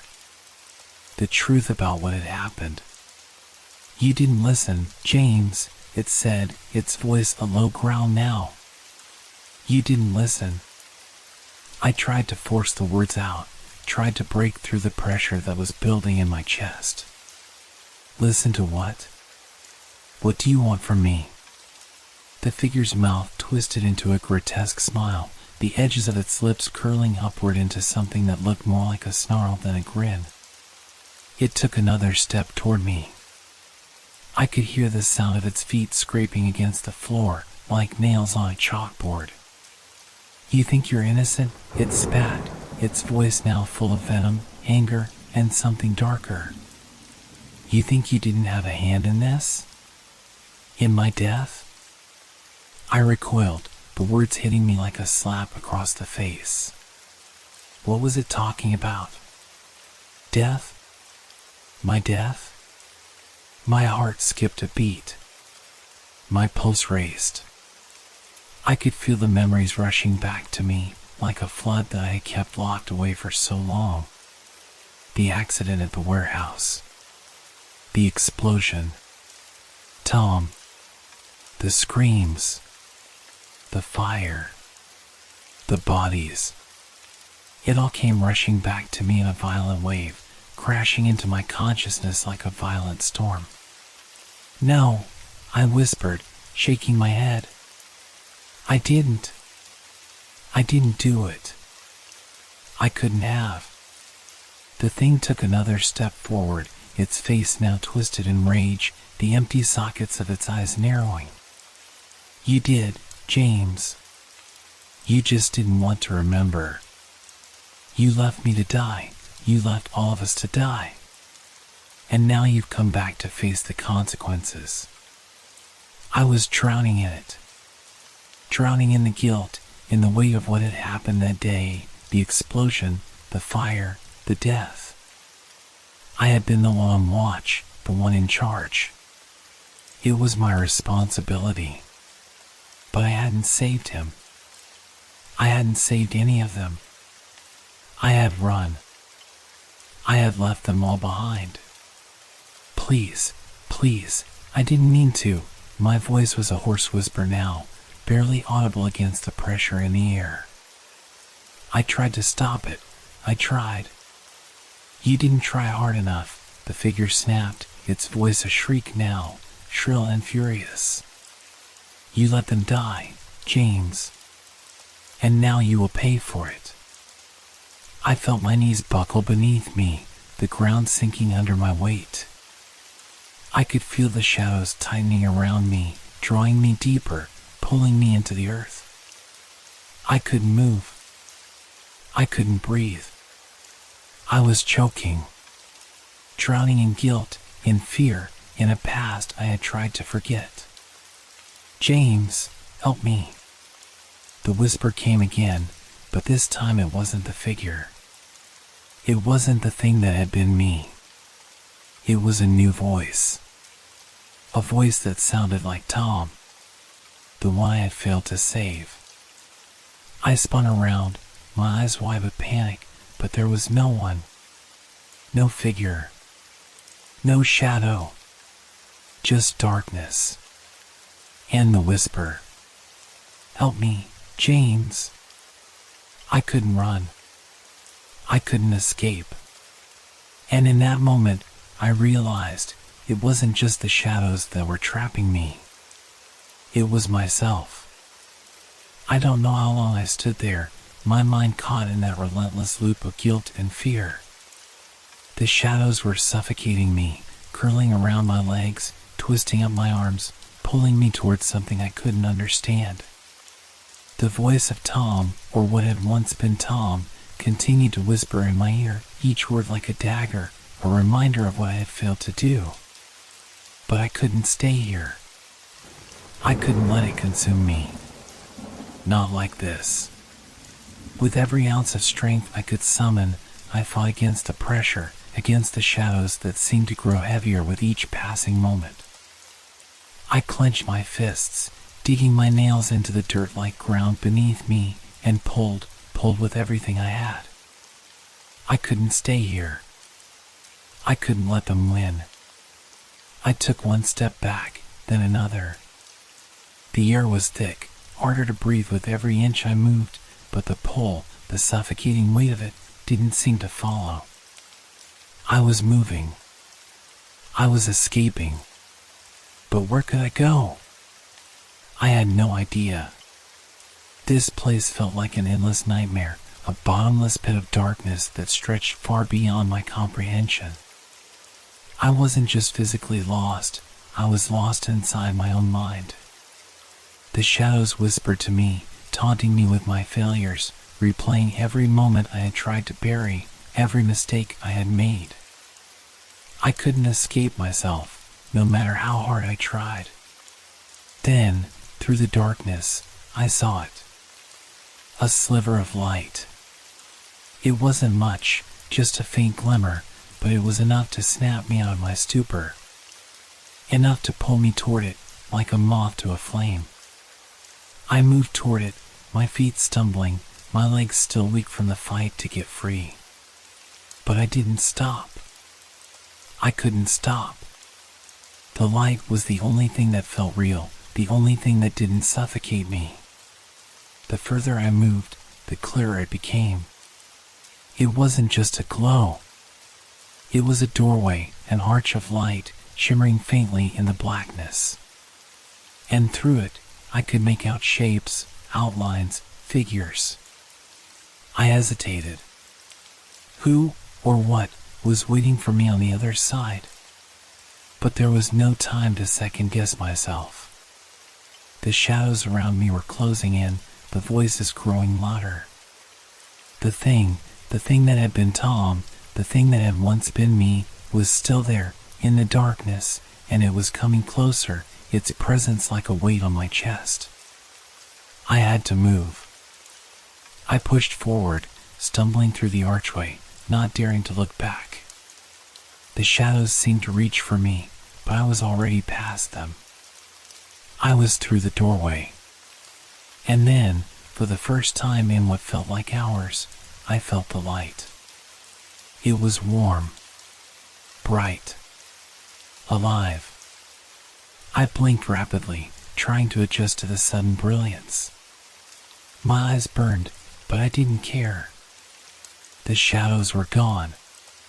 The pressure, the suffocating weight, the voice, it was all gone. I was standing in the middle of a familiar place. The warehouse. But this wasn't the dark, decaying warehouse I had been trapped in moments before. No, this was different. It was alive. The lights were on, the air was clean, and the place didn't feel abandoned. It felt like it was full of life. But then the smell hit me. A thick, metallic odor that churned my stomach. I inhaled deeply, trying to fight the nausea rising in my throat. It was the smell of blood. It was the smell of death. I turned quickly, my heart skipping a beat. The scene before me was wrong. I saw the workers. But they weren't working. They were sprawled out across the floor, some slumped against the crates, some lying in pools of their own blood. And then I saw him. Tom. His body was twisted, his arms bent at unnatural angles, his face frozen in a mask of agony. My breath caught in my throat, my legs were weak beneath me. I stumbled back, but there was no escape. No way out. The warehouse was closing in on me again, the walls shifting, warping. I had come back to the place where it all began. No! I whispered desperately. No, no, no! This can't be real. But it was. It was real. It was happening.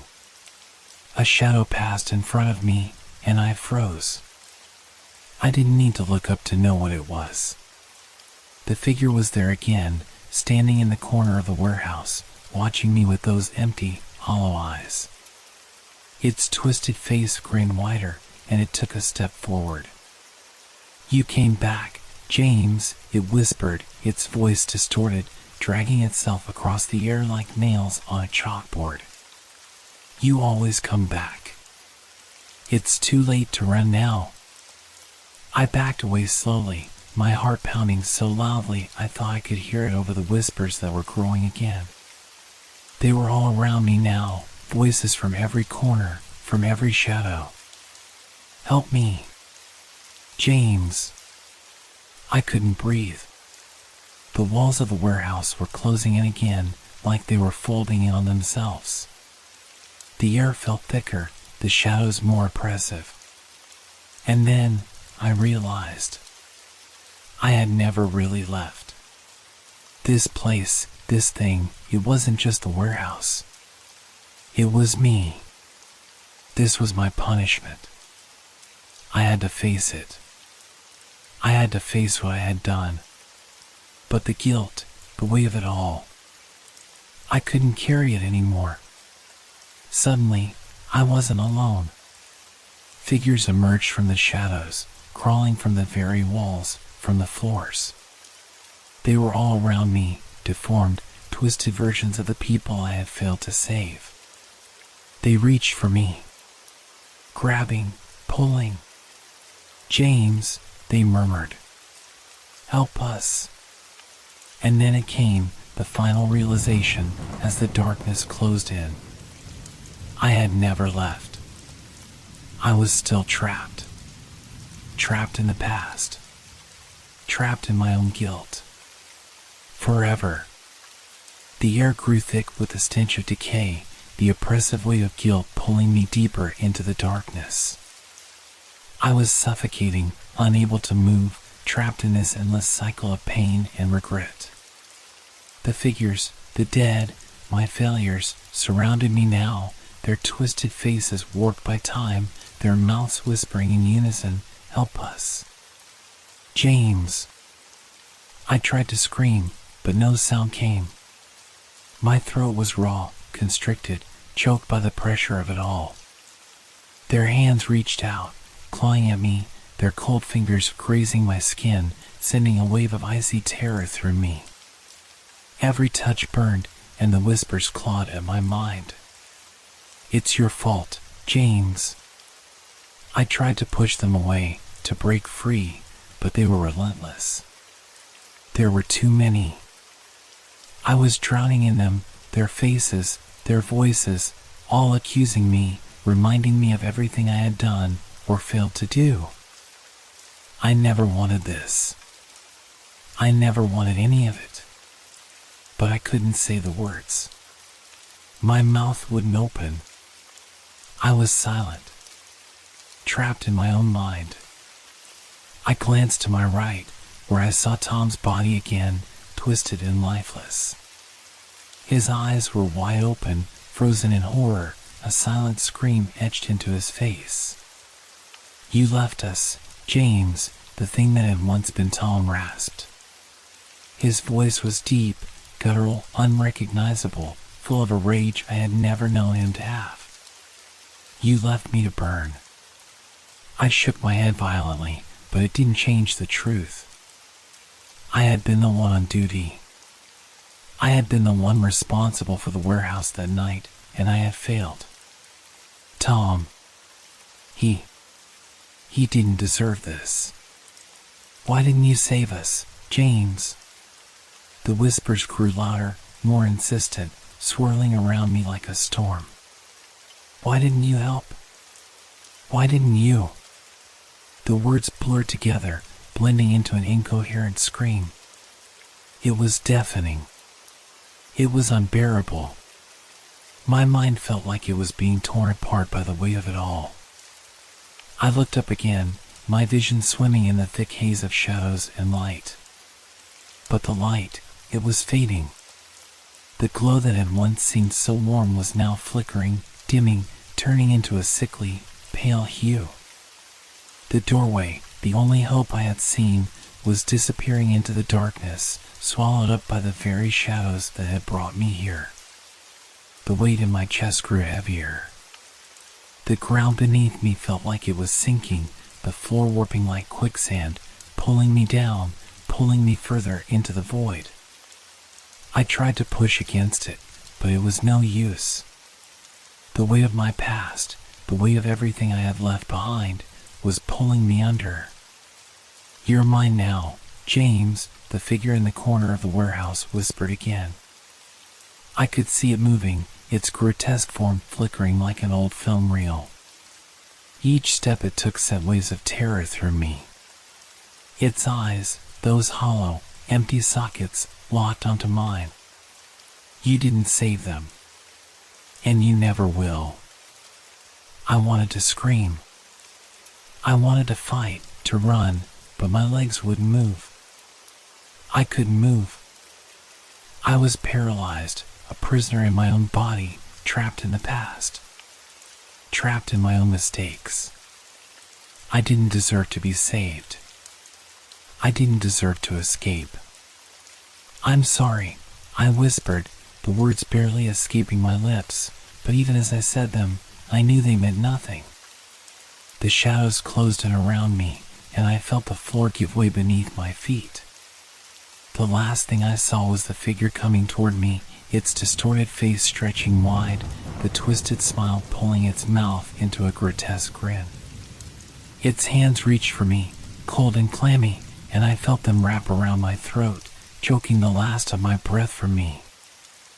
I was never going to escape. The world around me went dark. I couldn't breathe.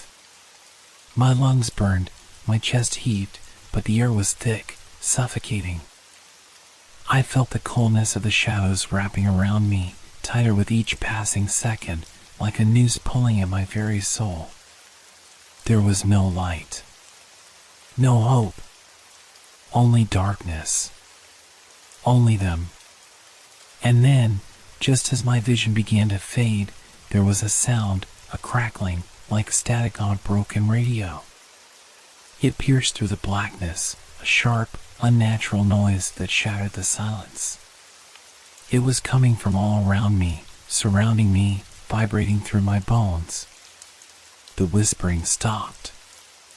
I felt the pressure on my chest ease just slightly, but the presence was still there, looming, waiting. Something was changing. I opened my eyes. I don't know how, but I did, and I saw it. The light. It wasn't warm anymore, but cold, harsh, sterile. Like the flickering of a fluorescent bulb in an empty room.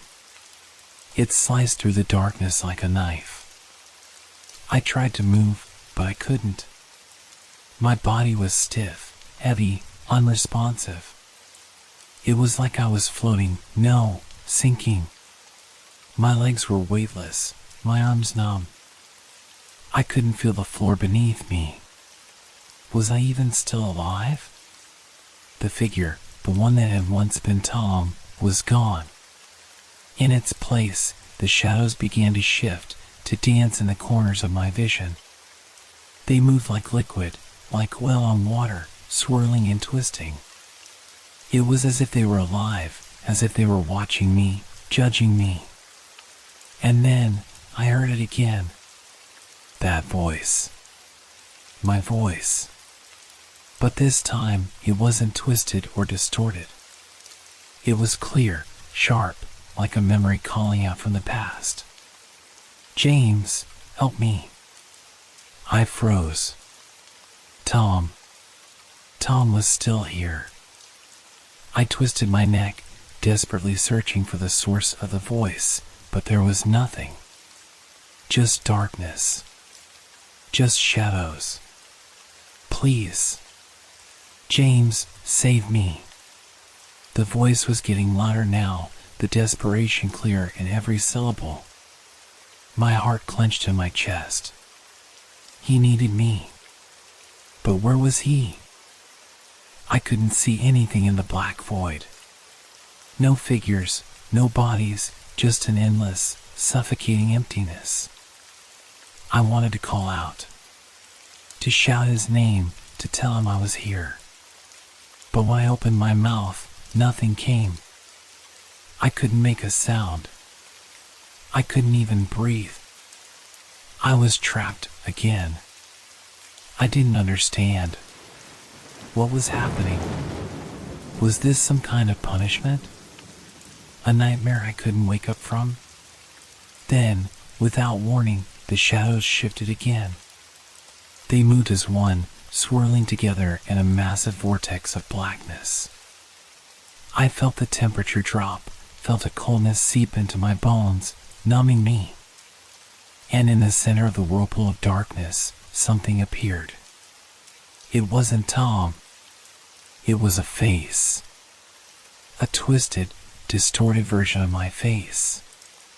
My breath caught in my throat. I could feel my heart thundering in my chest, a sickening pounding that drowned out all other sounds.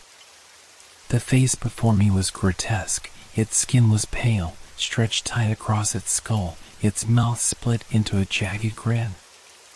The eyes were hollow, black pits of nothingness. "You've always been here, James," it whispered, its voice thick with malice.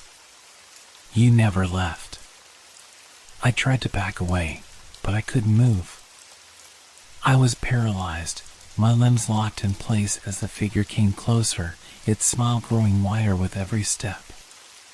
"You thought you could run away from it," it hissed. "But you can't escape your own guilt. You can't escape what you did." The air around me grew colder, and the ground beneath me seemed to tremble. I could hear the faint sound of chains dragging across the floor, scraping, rattling like metal against stone. My skin crawled. I couldn't breathe. I couldn't think. I was drowning in it, the guilt, the voices, the shadows, the figure that looked like me. "It's too late for you now, James," the figure said, its mouth opening wider, stretching impossibly wide, its jagged teeth gleaming. "You should have saved them. You should have helped them." And that's when I understood. This wasn't just about Tom. This wasn't just about the fire or the explosion or the people who died in that warehouse. It was about me. The guilt was mine. The darkness was mine. I had tried to outrun it. I had tried to bury it. But I couldn't. I was the one who let them die. And now it was too late. The figure lunged at me, its mouth snapping open, ready to swallow me whole. But instead of pain, instead of terror, there was only silence. A silence so profound, so deep, that it swallowed everything. All the voices, all the shadows, all the fear. And for the first time, I felt nothing. The darkness consumed me. I woke to a silence so complete, it felt like my ears had been filled with cotton. My body was heavy, numb, as if it had been submerged in ice for far too long. My eyes fluttered open, but the world around me was a blur, a haze of gray and black, a realm that felt like neither here nor there. I couldn't move. My limbs, though not in pain, felt disjointed, as though they didn't belong to me. I tried to lift my hand, but the effort was futile. My fingers tingled, but I couldn't get them to obey. I didn't understand what was happening, what this place was. It felt wrong. So wrong. I tried to breathe deeply, but the air was thick, heavy with something that tasted of dust and decay. I tried to sit up, but nothing happened. My head swam, spinning with memories, fragments, images, faces. I could see Tom. I could hear his voice again. The whispers, they were all coming back. They were always coming back. But then, in the distance, there was a sound, a familiar sound. The echo of a door opening. A creak of hinges. And I wasn't alone anymore. I tried to focus, but the world around me was still a blur. A shape moved in front of me, slowly, deliberately. It was a figure, tall and indistinct, their outline shifting like smoke. I blinked rapidly, my vision clearing just enough to make out the faint shape. The figure wore a long coat, a dark silhouette against the dim light. I could feel their gaze, even though I couldn't see their eyes. I didn't know who they were, but the presence felt wrong. My heart started to race, panic rising in my chest. This couldn't be real. None of this was real.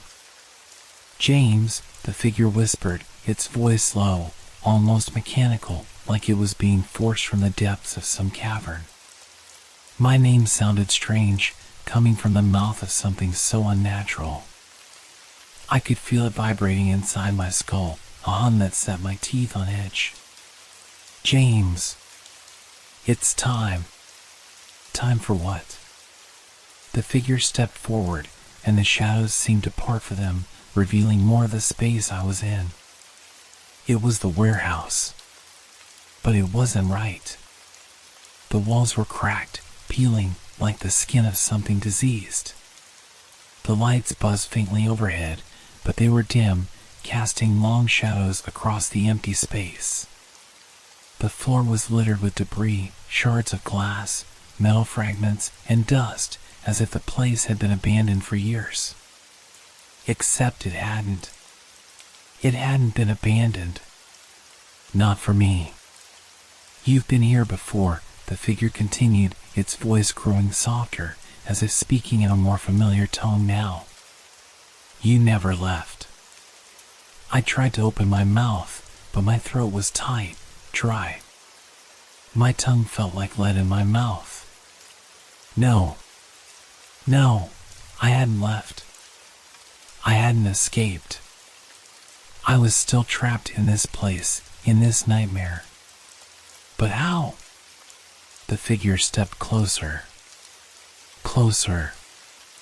Look at me, James, it urged, and the words slipped into my mind like cold water running through my veins. I tried to turn my head, to look away, but it was no use. My body wouldn't respond. My eyes followed the figure as if they were compelled. Against my will. And then I saw it. It was me. But it wasn't. The figure wore my face. The same eyes, the same jawline, the same rough stubble. But the skin was pale, almost translucent, and its expression was empty. Hollow. It wasn't my face anymore. I wanted to scream. I wanted to move. But I couldn't. The silence weighed down on me like a stone, pressing the air from my lungs. The figure, the thing that wore my face, smiled. It was a smile I recognized. It was a smile that had haunted me, that had been in my dreams for weeks now. The smile that had come before the fire. It's time for you to take responsibility, the figure said, its voice growing darker, its tone turning sharp and jagged. Time to face the consequences of your actions. I tried to speak, but all that came out was a choked, rasping sound. My throat burned as if I had been screaming for days. What was happening? Why couldn't I move? Why couldn't I speak? The figure stepped even closer, its hands reaching out toward me. I tried to jerk away, but it was impossible. I couldn't move. You always thought you could escape, it whispered, its voice cold and cruel now. But you're mine now, James. You'll always be mine. And that was when I realized it. That was when it hit me. This wasn't just a nightmare. This wasn't some random hallucination or some distant, blurry memory. This was my punishment. The figure took another step, its cold fingers brushing against my face. The touch was electric, sending a jolt through my body. I flinched. But I didn't scream. Not anymore. The figure loomed over me, its eyes hollow, its grin wide and unsettling. I could feel its cold breath on my face, a sharp, biting air that sent shivers down my spine. The sensation of its touch lingered on my skin, like a burning mark, an imprint that I couldn't erase. I wanted to look away, to escape, but I couldn't. My body refused to respond. The shadows around me seemed to pulse, to twist, tightening their grip on me. You should have saved them, James, it murmured, its voice full of mockery, dripping with venom. But you were too weak. Too afraid. You never even tried, did you? I could feel the words wrapping around my mind, digging into the very core of me. My chest tightened, and I felt something inside of me break, something fragile, something I couldn't name. It wasn't just about Tom anymore. It wasn't just about the fire or the warehouse or the accident. No. This was about me. All of me. All the things I had buried deep inside, the guilt, the shame, the cowardice. The choices I had made that had led to this. I closed my eyes, but the image of the figure didn't fade. I could still feel it, could still hear it, its voice a constant, poisonous hum in my ears. You ran, James. You always ran. The figure stepped closer again, and I could feel its presence invade every corner of my mind. But you're not running anymore. Not this time. A wave of panic surged through me. My heart began to race, each beat louder than the last, echoing in my skull. I wanted to scream. I wanted to fight back. But my throat was still closed tight. My limbs refused to move. I was trapped.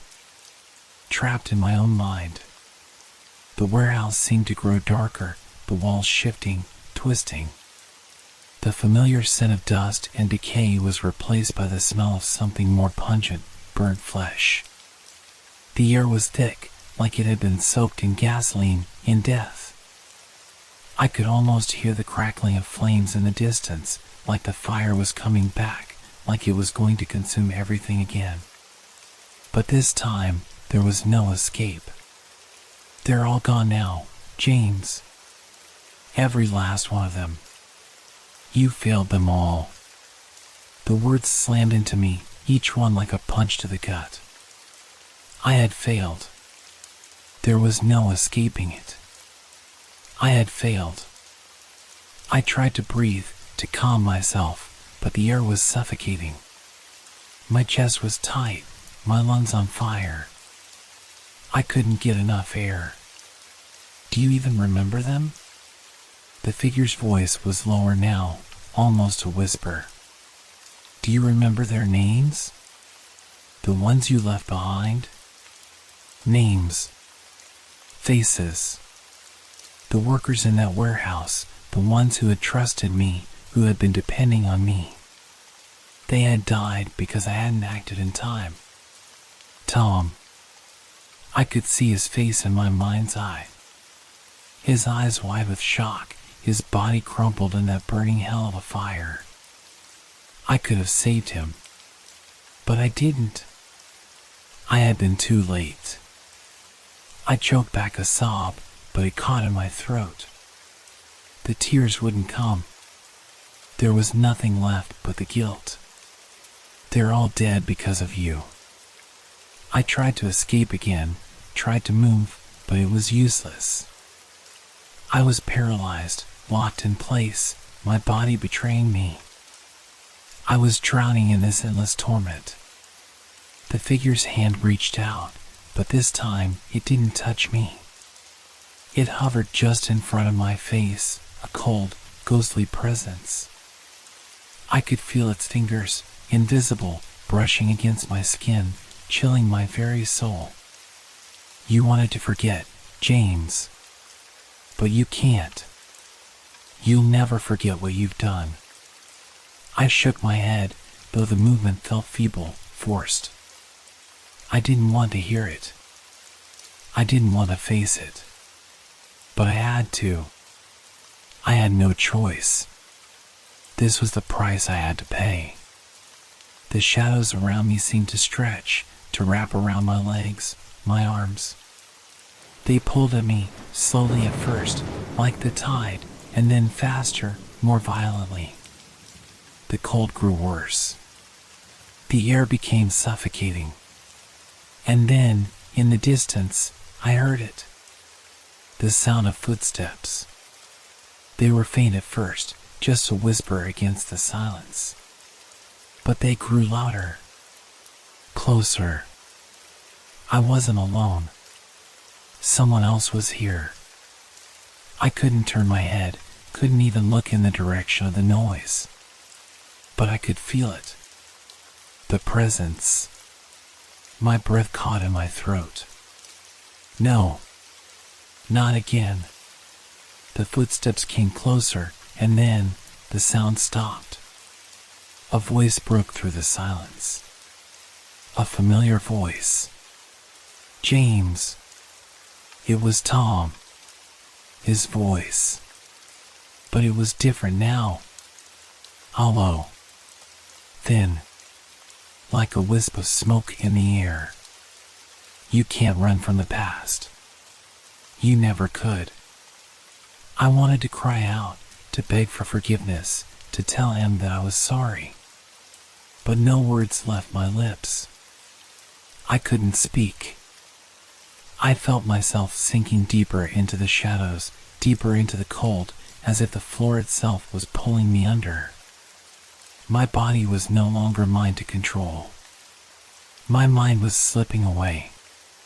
And just before I could lose myself completely, I heard it again. Tom's voice. You can never escape. And then everything went dark. I woke again, but this time it was different. The air was still thick, the silence still suffocating, but there was something new, something real. My body, though heavy and sluggish, had regained some control.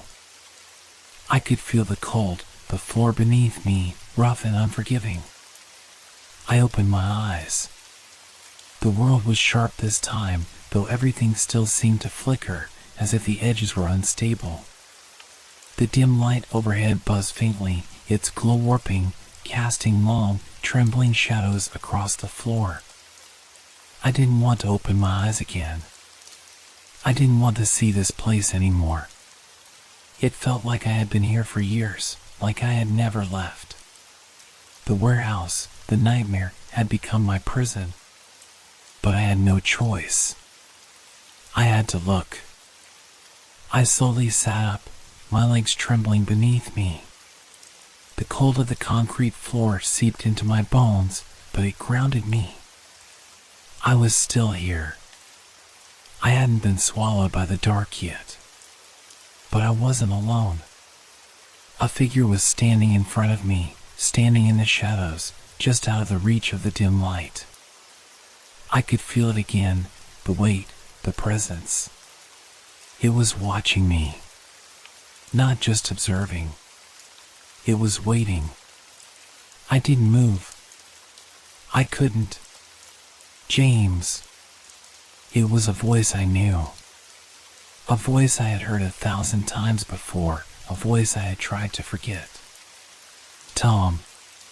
But this time, it wasn't the voice of the man I had failed. This time, it was distorted. It was wrong. It was something else. The figure stepped forward, but its movement was unnatural, jerky, like a broken puppet. Each step it took, each motion, seemed to scrape against the fabric of reality itself. I couldn't breathe. I couldn't think. And yet, I couldn't look away.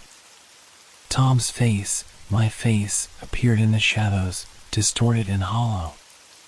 His eyes were wide, empty sockets, his lips stretched into a grotesque grin. You should have saved me, James. His voice was ragged, barely a whisper, yet it echoed like thunder in my mind. You should have saved us all. No, I whispered, my voice trembling. No, I didn't. But the words didn't sound real. They didn't sound like mine. They sounded like a lie. You could have stopped it, the figure said, its voice growing louder, almost triumphant. You could have saved them. But you didn't. You couldn't even save yourself. I felt the ground shift beneath me. I wasn't sure if it was the warehouse trembling or my mind cracking open. My vision blurred. The walls seemed to bend, to melt. The shadows stretched farther and farther until the whole room seemed to collapse in on me. "You left me to burn," Tom's voice repeated, and this time it was no longer a question. It was an accusation. "You left me. You let me die." I could feel the weight of those words pressed down on me. I tried to lift my hands, to block my ears, to make the voice stop. But I couldn't. Tom's figure moved closer. His face came into full view now, twisted, burned, and contorted. His eyes were black pools of emptiness, his skin charred, his mouth open in an eternal scream. "You did this," the figure whispered. "You killed me." I could see it now, the truth that had been lurking in the corners of my mind, the thing I hadn't allowed myself to face. The truth that I had known, deep down, all along. It was my fault. I had failed him. I had failed them all. I could feel the weight of it, that guilt, sinking into me like concrete. I wanted to collapse, to curl up and disappear. But I couldn't. My body refused to break. "No, no, no," I muttered, shaking my head. I didn't, but I knew. I knew I couldn't deny it anymore. Tom's charred hand reached out, and the fingers wrapped around my throat, cold as death itself. I gasped for air, but there was nothing. "You are just like me now," he hissed, his voice turning into a low growl. "We're both trapped here. In this place. In this hell you've made for us." I clawed at my throat, but it was useless. My hands were numb, my body frozen in place. The more I struggled, the tighter his grip became, and the harder it was to breathe. The darkness started closing in again, just like before. The walls seemed to press against me, the shadows growing thicker, more oppressive. I was dying. Slowly. Surely. And yet, as the last breath was being squeezed from my lungs, a single thought pierced through the fog. I deserved this. I had failed them all. I had failed Tom. I had failed the others. There was no escape. No redemption. Not for me. "I'm sorry," I whispered, though it was too late. "I'm so sorry." And then, the darkness took me. I couldn't remember how long I had been gone. The darkness had consumed me, had swallowed me whole, until there was nothing but silence. No sound, no movement. Just an endless, empty void. But then, slowly, I became aware of something. A sensation. The pressure was gone. The weight on my chest had lifted, and my throat, though sore, was free. I was breathing again, slow, shallow breaths, and I could feel the cool air on my skin. But it didn't feel real. Nothing felt real. I opened my eyes, unsure of what I would find. It was the warehouse again. But this time, it was different. It wasn't as distorted as before. The shadows didn't stretch and warp around me. The air was no longer thick with the smell of smoke and decay. It was just still and empty. I didn't want to look. I didn't want to face what I knew I would see. But I had to. I slowly rose to my feet, my legs unsteady, as if I had just learned how to walk again. My hands shook as I reached for the walls to steady myself. "Tom?" I whispered, my voice raw. But there was no answer. I was alone. I looked around the warehouse, and for the first time in what felt like forever, it seemed abandoned. The shelves, the boxes, the rusting machinery, they were all still here. But there was no sign of life. No sound except for the echo of my own breathing. I should have been relieved, should have been grateful for the quiet, but it only made the emptiness more suffocating. And then, in the far corner of the room, I saw it. A shape, a dark, indistinct figure standing in the shadows. My heart skipped a beat. I had been here before. I had seen this before. This thing, this presence that haunted me. You can't escape, the voice whispered, and I could hear the echo of it deep within my skull. It was familiar, but wrong. Not Tom. Something else. Something worse. It was the same voice that had tormented me, that had followed me through the endless nights. The voice of guilt. The voice of my own broken conscience. You never left, the voice hissed. You'll never leave. I turned, my eyes darting around the room, but the figure didn't move. It remained in place, as still as the shadows themselves. But I could feel its presence. I could feel it watching me, like it always had. I reached into my pocket for my phone, my fingers fumbling in the dark, but when I pulled it out, the screen was cracked. The images were distorted, glitching, as if it couldn't decide if it was real or not.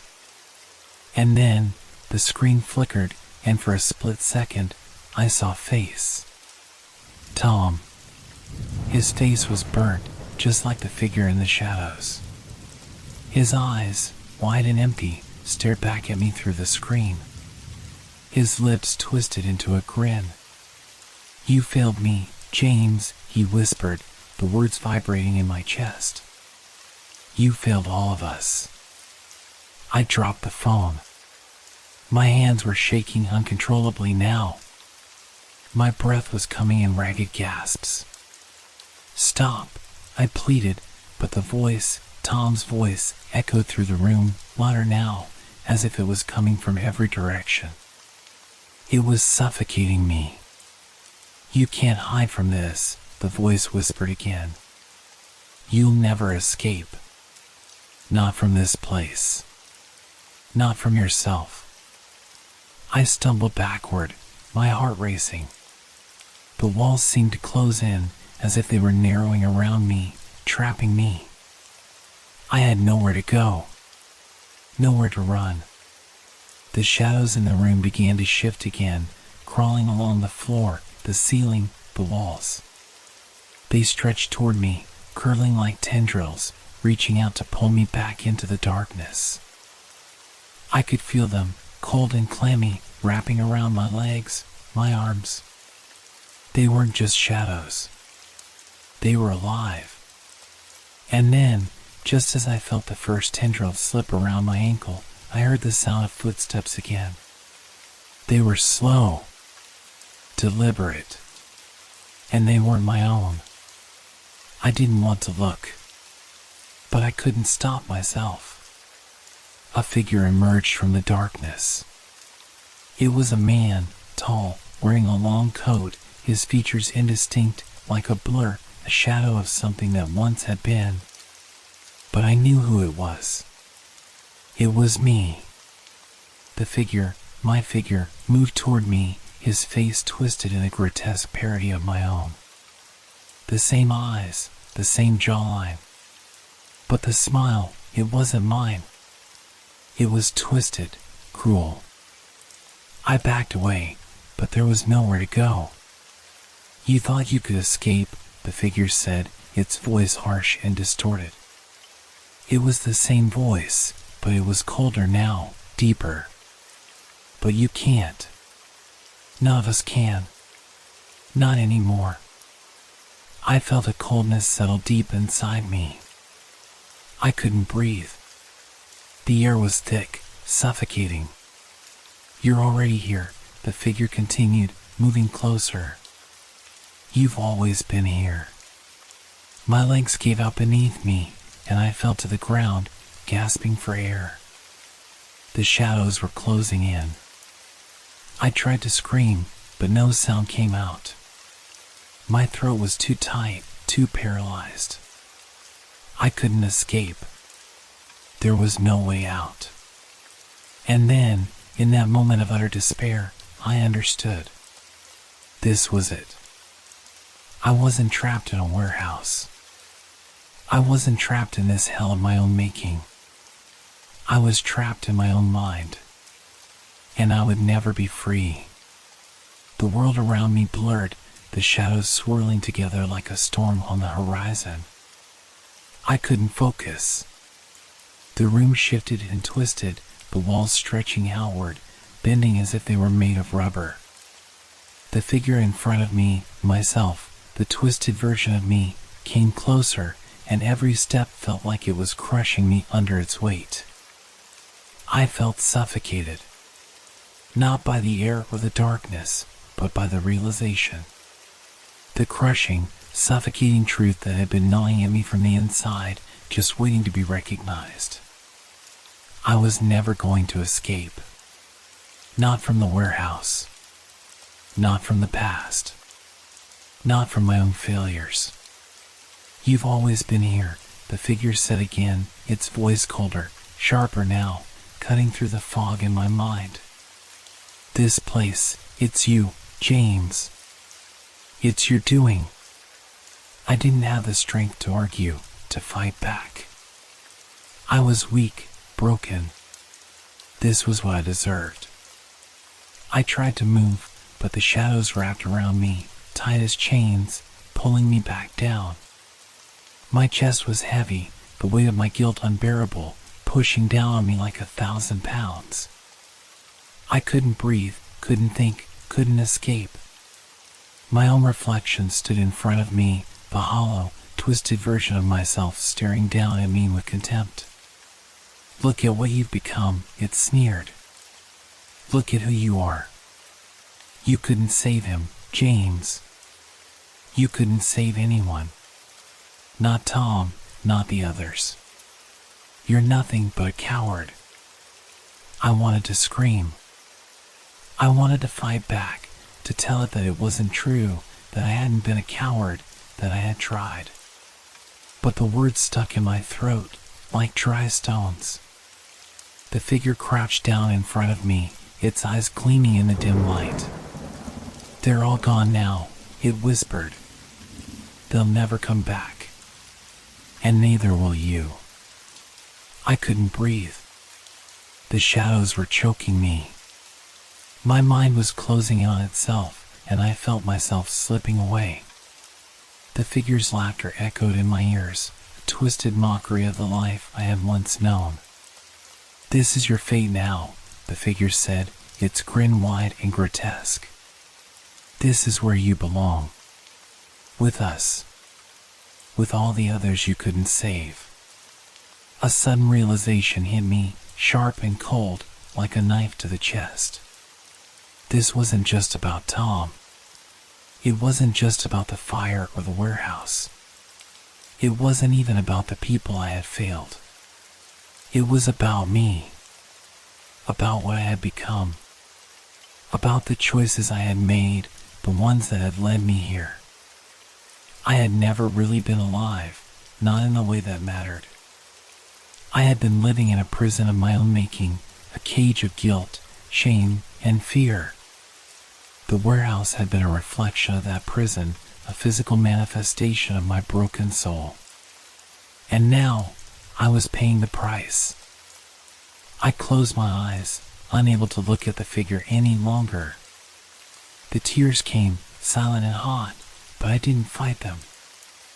I had no strength left to fight. No more fight left in me. I had failed.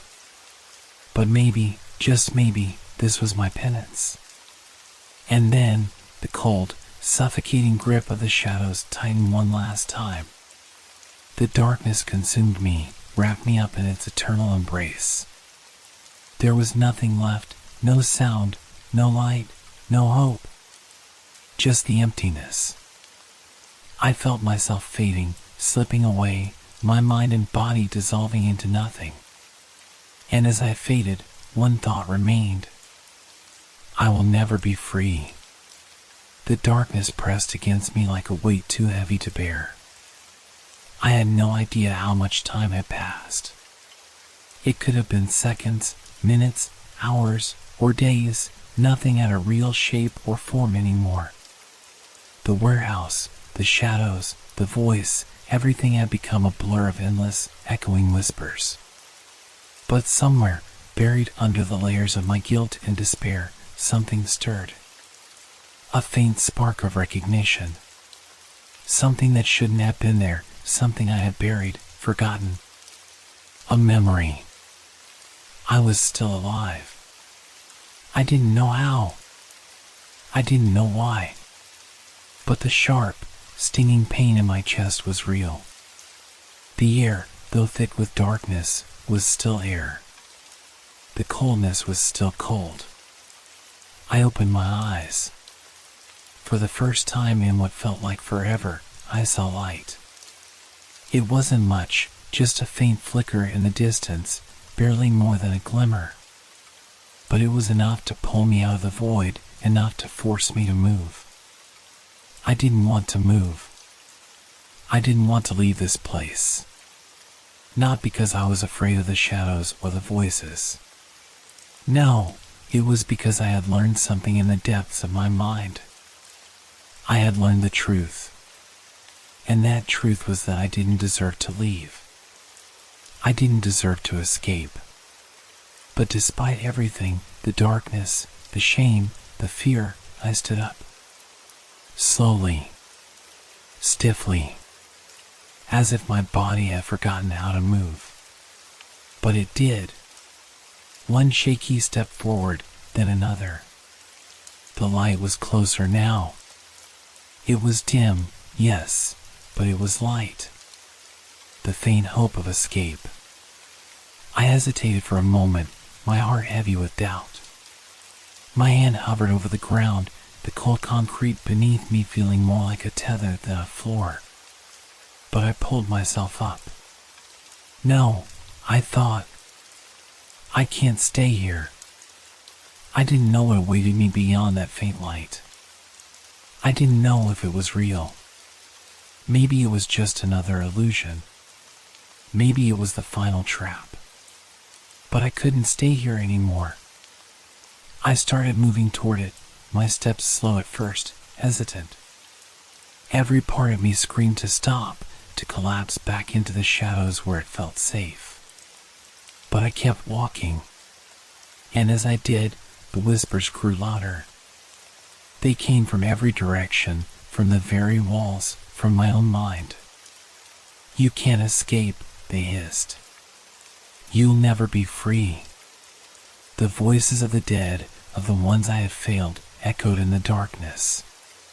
Tom's voice. The others. Their words twisting together like a storm. You deserve this, they whispered. You belong here. I gritted my teeth, but I didn't stop. The light was closer now. I could see it more clearly, flickering, wavering like a candle about to be blown out. It was weak, fragile, but it was real. I kept walking. The light ahead grew stronger with each step I took, but so did the voices. The whispers were everywhere now, cutting through the silence, clawing at my mind. They weren't just memories anymore, they were real. They were here, in the room with me, swirling around me, pressing down on me. You can't outrun this, one voice said, low and guttural. Tom's voice. It echoed in my head, in my chest, like a deep, resonant drum. But I kept moving. Step by step, the light grew brighter, but the darkness behind me seemed to stretch farther, like it was following me. Not physically, but emotionally. The shadows of my past. My mistakes. My guilt. They were with me every step of the way, and I could feel them pulling at my back, trying to drag me back into the abyss. I pushed on. The air felt colder the closer I got to the light. It was as though the warmth was slowly draining away, leaving only a biting chill in its place. The warehouse was quiet now. The shadows no longer twisted or moved. The machines, the boxes, the shelves, they were still, frozen. It was like the entire world had stopped turning. But as I moved forward, a strange realization hit me. The light ahead wasn't just a physical thing. It wasn't a lamp or a window or a door. It wasn't an escape. It was my way out. My way out from the hell I had created for myself. My way out from the guilt and shame that had haunted me every second since the fire. Since Tom's death. But it wasn't going to be easy. The closer I got, the more the shadows seemed to reach out, trying to pull me back, trying to drag me into the depths where I belonged. They weren't just the physical shadows of the warehouse anymore. They were the dark corners of my mind, the things I had never faced. You can't leave. The voices grew louder now, overlapping, crashing into one another. Not after what you've done. Not after everything you've let happen. I felt the weight of their words, and for a moment, I faltered. My legs grew heavy, my heart pounded in my chest, and a cold sweat began to bead on my forehead. The light flickered, and for just a second, it seemed like it might disappear, like it was nothing more than a dream, a fleeting illusion. But I couldn't stop. I couldn't turn back. I was tired of running from this place.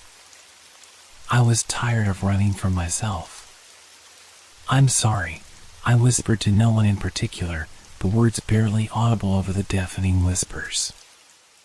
"I failed you, Tom. I failed all of you. But I can't stay here anymore." And just as I said those words, the shadows behind me seemed to collapse in on themselves, retreating. The light ahead flared brighter, sharper, blinding now, an intense, pure light that swallowed the darkness whole. The whispers fell silent. The room was still. For the first time in what felt like forever, there was nothing. I stepped forward. The moment I crossed into the light, everything stopped. There was no sound, no movement, no sensation. The world around me froze. I felt weightless, as if I had been lifted out of time itself. The oppressive heaviness in my chest lifted, and for the first time in what felt like forever, I could breathe. It was quiet here.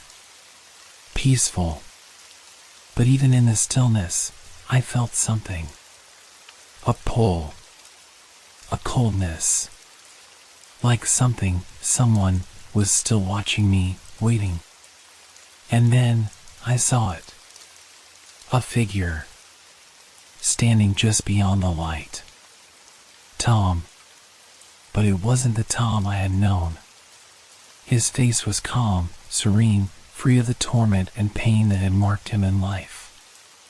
He stood there, watching me, his eyes filled with something, understanding.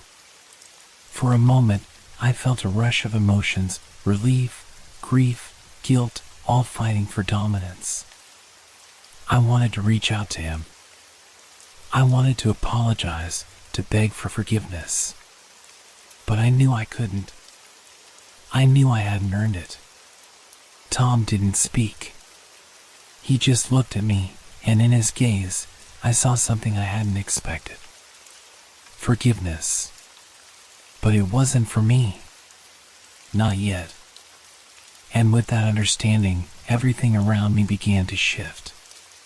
The light started to fade. The warehouse, the shadows, the voices, they were all gone. For a moment, I thought I was free. But then, the light flickered out completely. I was falling. Not physically, but in a way that made my stomach turn. It was as if the ground had disappeared beneath me and I was sinking into an endless void. The coldness returned, sharp and biting, gripping me from all sides.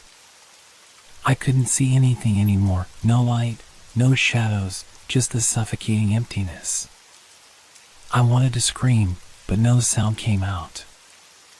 I tried to move, to force myself back to the surface, but my body felt heavy, paralyzed. It was like I was trapped underwater, drowning in an ocean of nothingness. This is it, I thought. I deserve this. I failed them all. But then, a sound. It wasn't much at first, just a whisper, barely audible above the rush of blood in my ears. James. I froze, my body instinctively stiffening at the sound. It was familiar. Too familiar. That voice. Tom? I whispered into the dark, my voice shaky, barely a breath. And then, like a pulse of electricity, the air around me crackled. The darkness split open, and the light came back. This time it wasn't distant or faint. It wasn't flickering weakly in the corner of my mind. It was real. I could feel it. The coldness receded, replaced by warmth, gentle but undeniable. The air shifted, and the shadows receded as if they had never been there. I opened my eyes, and I was back in the warehouse. But it was different. Everything was still, but there was a calmness to it now. The heavy, oppressive weight that had been hanging in the air was gone. The space felt less menacing, more like it was waiting. I stood there for a moment, disoriented, unsure of what was happening. Had I truly come back? Or was this just another part of the illusion?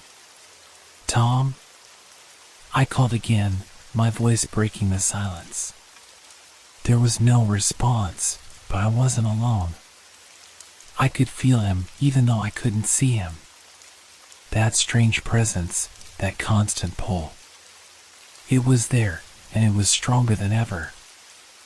I walked forward, each step tentative, unsure if this was real or just another trap. The air was still thick with tension, but there was something else now, something different. I could feel it tugging at me, pulling me towards something. And then, in the distance, I saw it. A door. I hadn't noticed it before, but now it was there, standing at the far end of the warehouse, framed by the dim light. It didn't belong. It wasn't part of the old place I had known. It was new. Fresh. Unfamiliar.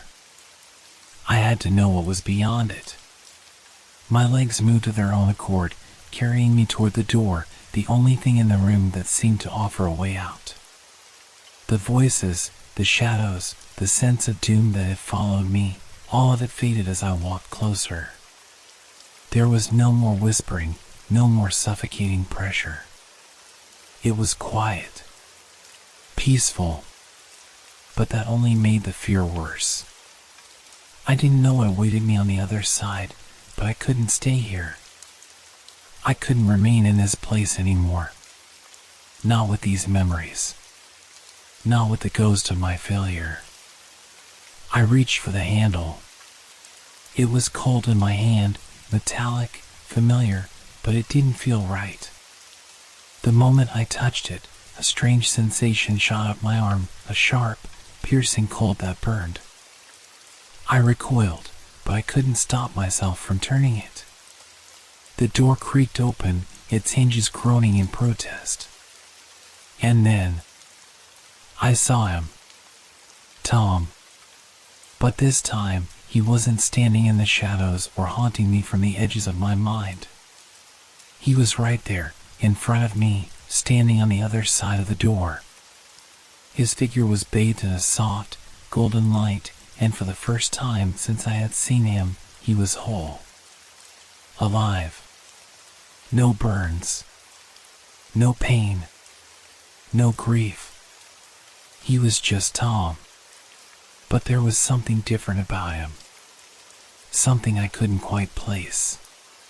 His eyes, once wide and lost, were now calm, understanding. There was no anger, no accusation in his gaze. "You found it," he said softly, his voice a whisper in the silence. "You found your way here." I wanted to speak, to apologize, to explain everything. But the words wouldn't come. The weight of my failure was too much, and I couldn't breathe. "I'm sorry," I choked out, my voice barely above a whisper. Tom smiled, a small, sad smile. "It's not too late, James." And then, without warning, the door slammed shut. The light disappeared. The warehouse returned, just as it had been before. The shadows grew darker again, the air thick with that oppressive weight. But something had changed. Something I couldn't explain. Tom was gone. But I wasn't alone. I could still feel him. And I could still feel that pull. It wasn't the pull of guilt anymore. It wasn't the pull of failure or the shadows. It was something else. Something hopeful. I didn't know what that meant or where it would lead. But as I stood there, in the quiet, my mind finally cleared for the first time in what felt like forever. The door was gone. But maybe that wasn't the point anymore. Maybe I didn't need to leave the warehouse. Maybe I just needed to learn how to live with it. The silence was deafening. My breath was the only sound I could hear now, slow, shallow, as if I had forgotten how to breathe properly. The air felt heavy, thick with something I couldn't quite grasp. But it wasn't the weight of guilt this time. No. The guilt was still there, yes, but something else had taken its place. Something uncertain. I stood still, my body frozen, my mind spinning. The warehouse around me seemed to pulse with energy, like it was alive, like it was breathing. The shelves, the crates, the steel beams, they all loomed over me, silent giants. I didn't know how long I'd been standing there, but it felt like an eternity. But that wasn't the worst of it. The worst part? The feeling that I was being watched. That someone, something, was waiting for me. I turned my head slowly, scanning the empty warehouse. Nothing. Nothing but the same piles of dust, the same scattered debris. But the unease didn't go away. It crawled under my skin, making my heart race. I could feel the eyes on me, and I knew deep down that I was not alone. I wasn't sure if I could trust what I felt anymore. Could it be just my mind playing tricks? Was I really hearing things? Feeling things that weren't there? Or had I become part of this place? I shook my head, trying to clear it. I had to get out. I had to move. But the weight in my chest kept me rooted to the spot. I could feel something, someone, waiting. And then, I saw it. A figure, standing at the far end of the warehouse, barely visible in the dim light. At first, I thought it was a trick of the light, just a shadow, an illusion. But then it moved. Slowly, deliberately. It wasn't Tom. It wasn't even human. It was tall, far taller than any person should be. Its body was thin, almost skeletal, its limbs stretched impossibly long. It had no face, just a void where its head should be, an absence of life. I froze. My pulse pounded in my ears, and my hands began to shake. The figure didn't move toward me, but I could feel its presence, its gaze, pressing into me like 1,000 eyes staring through my soul. I couldn't breathe. It's not real, I told myself, forcing the words out through the rising panic. It's not real. You're imagining it.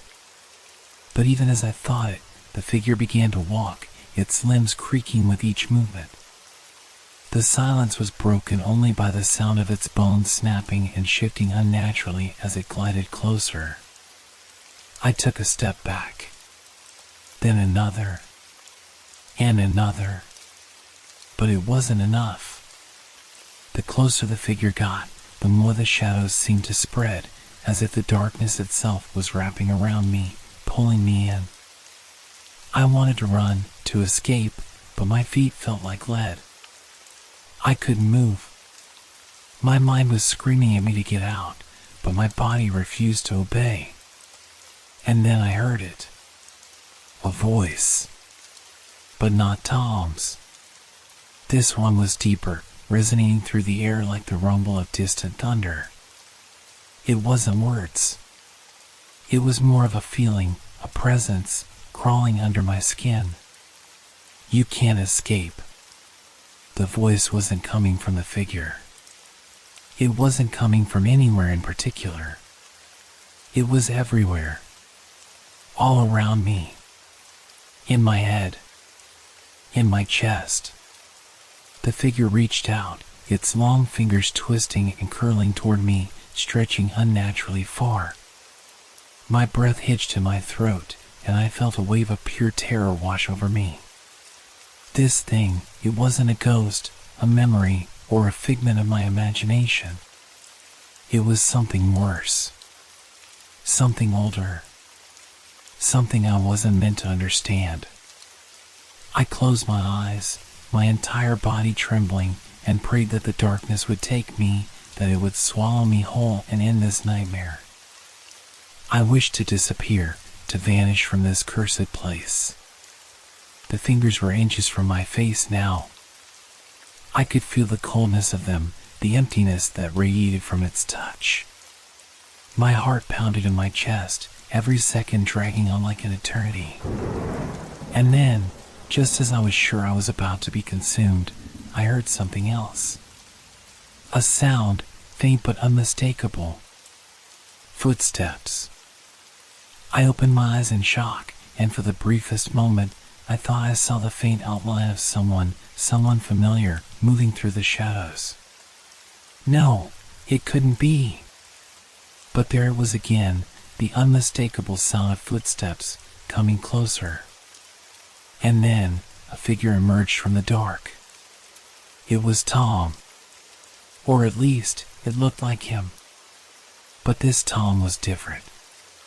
His eyes were wide, filled with a strange, calm intensity.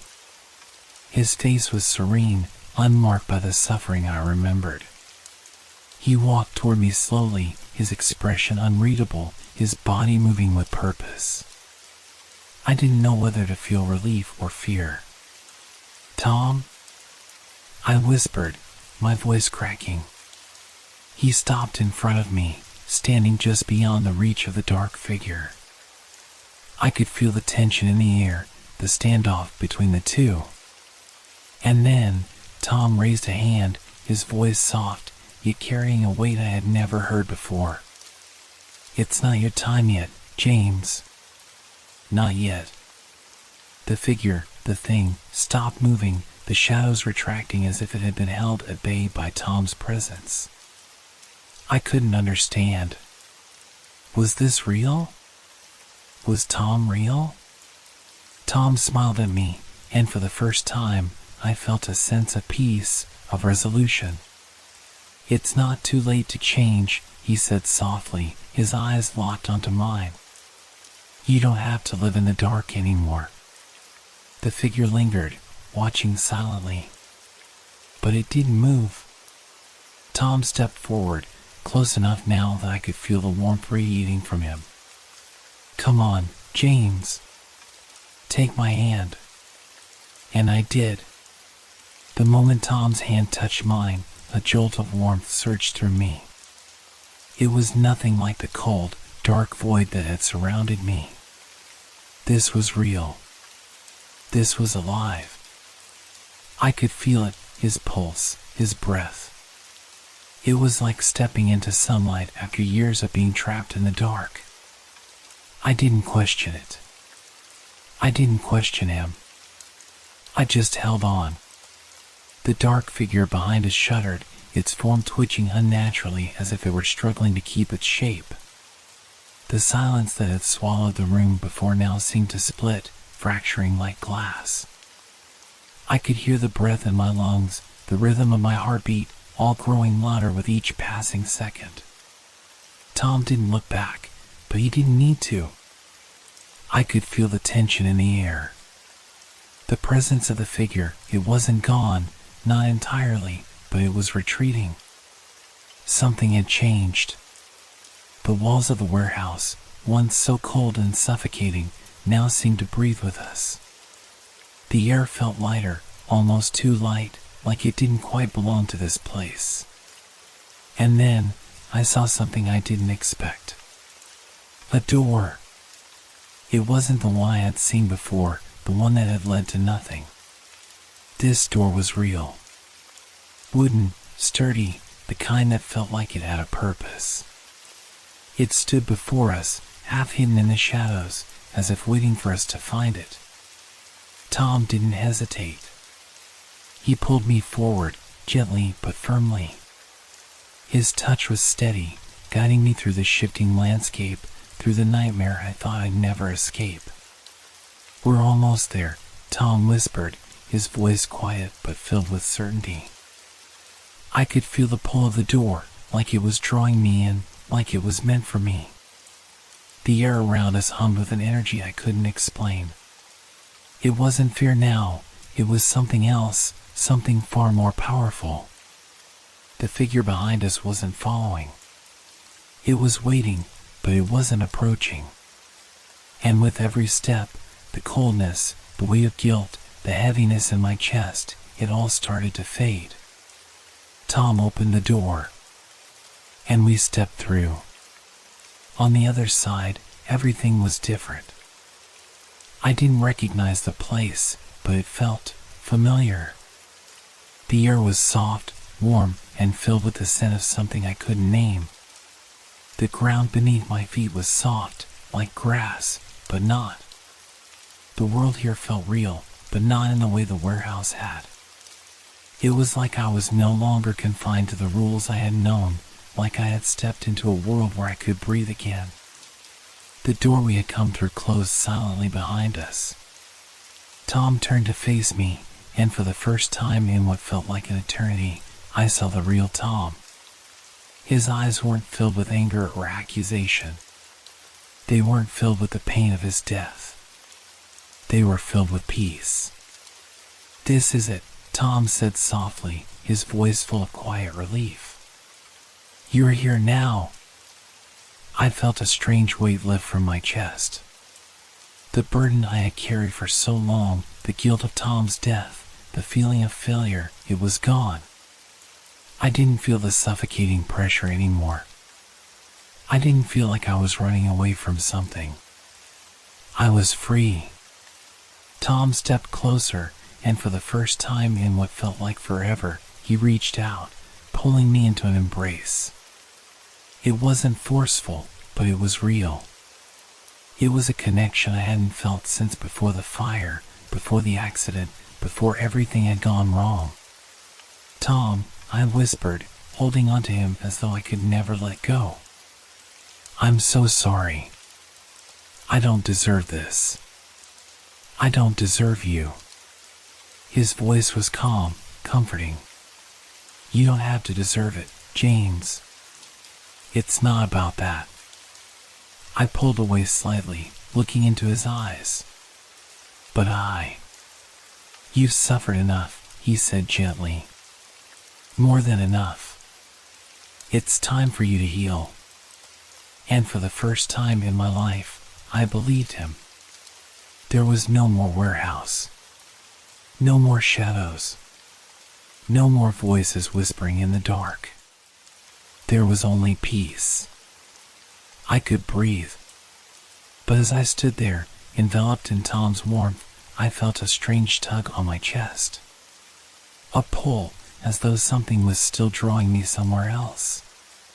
It wasn't the same cold emptiness as before. This was different. It was a sense of longing, of unfinished business. Tom, sensing my hesitation, looked at me with a knowing expression. "It's okay," he whispered. "You don't have to face it alone anymore." And as those words sank in, I understood. The darkness I had felt, the guilt, the fear, the loss, it wasn't something I could simply escape. It wasn't something I could outrun. But it wasn't something I had to carry anymore. Not by myself. I wasn't alone. Not anymore. Not in this place. And somewhere in the distance, just out of sight, I felt the presence of others, those I had failed, those I had lost. They were watching, waiting, not in anger but in quiet understanding.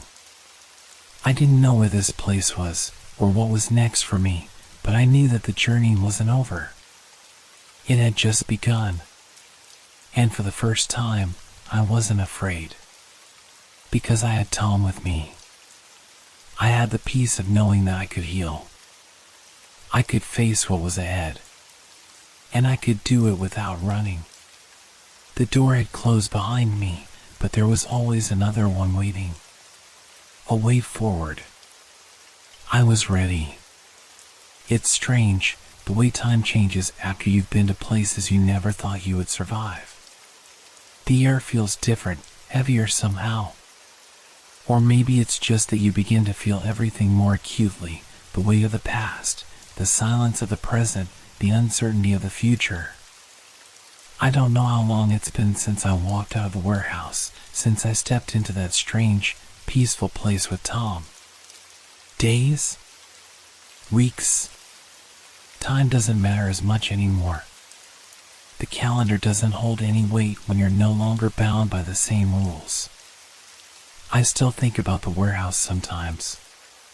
About the dark figure, the echoes of the past, and the way the air felt just before the door closed behind me. But it doesn't haunt me anymore, not like it used to. The coldness, the emptiness, it's gone. But I've come to realize that it hasn't truly left. It's just quieter now. As if I've learned to live with it. As if it's become part of me, woven into the fabric of my existence in ways I can't quite explain. Tom's voice still lingers in my mind. His words echo in the quiet moments. "It's not your time yet, James." And in a strange way, I'm grateful. Grateful that I've been given the chance to make things right, to find some semblance of peace amidst the wreckage of my past. Grateful that I'm not alone anymore. It's not that everything is perfect now. There are days when the weight of the past still presses against me, when the memories of what happened at the warehouse, of what happened to Tom, feel too heavy to carry. But those days don't last. I'm learning how to breathe again. Slowly. Carefully. The people I've lost, the mistakes I've made, they're a part of me now. But they don't define me anymore. I've started going to the lake again, the place where we used to go, where Tom and I would talk about life, about the future. The water is still as clear as it ever was, and the world still hums with the quiet beauty of nature. Sometimes, when I close my eyes, I can almost hear his voice, faintly, just over the ripple of the water. It's comforting. It's enough. And in that quiet, peaceful place, I find a kind of redemption, not one that erases the past, but one that makes it bearable. One that allows me to move forward. To start again. Maybe that's what we all want, in the end. A chance to start again. A chance to be free. And for the first time, I think I might be.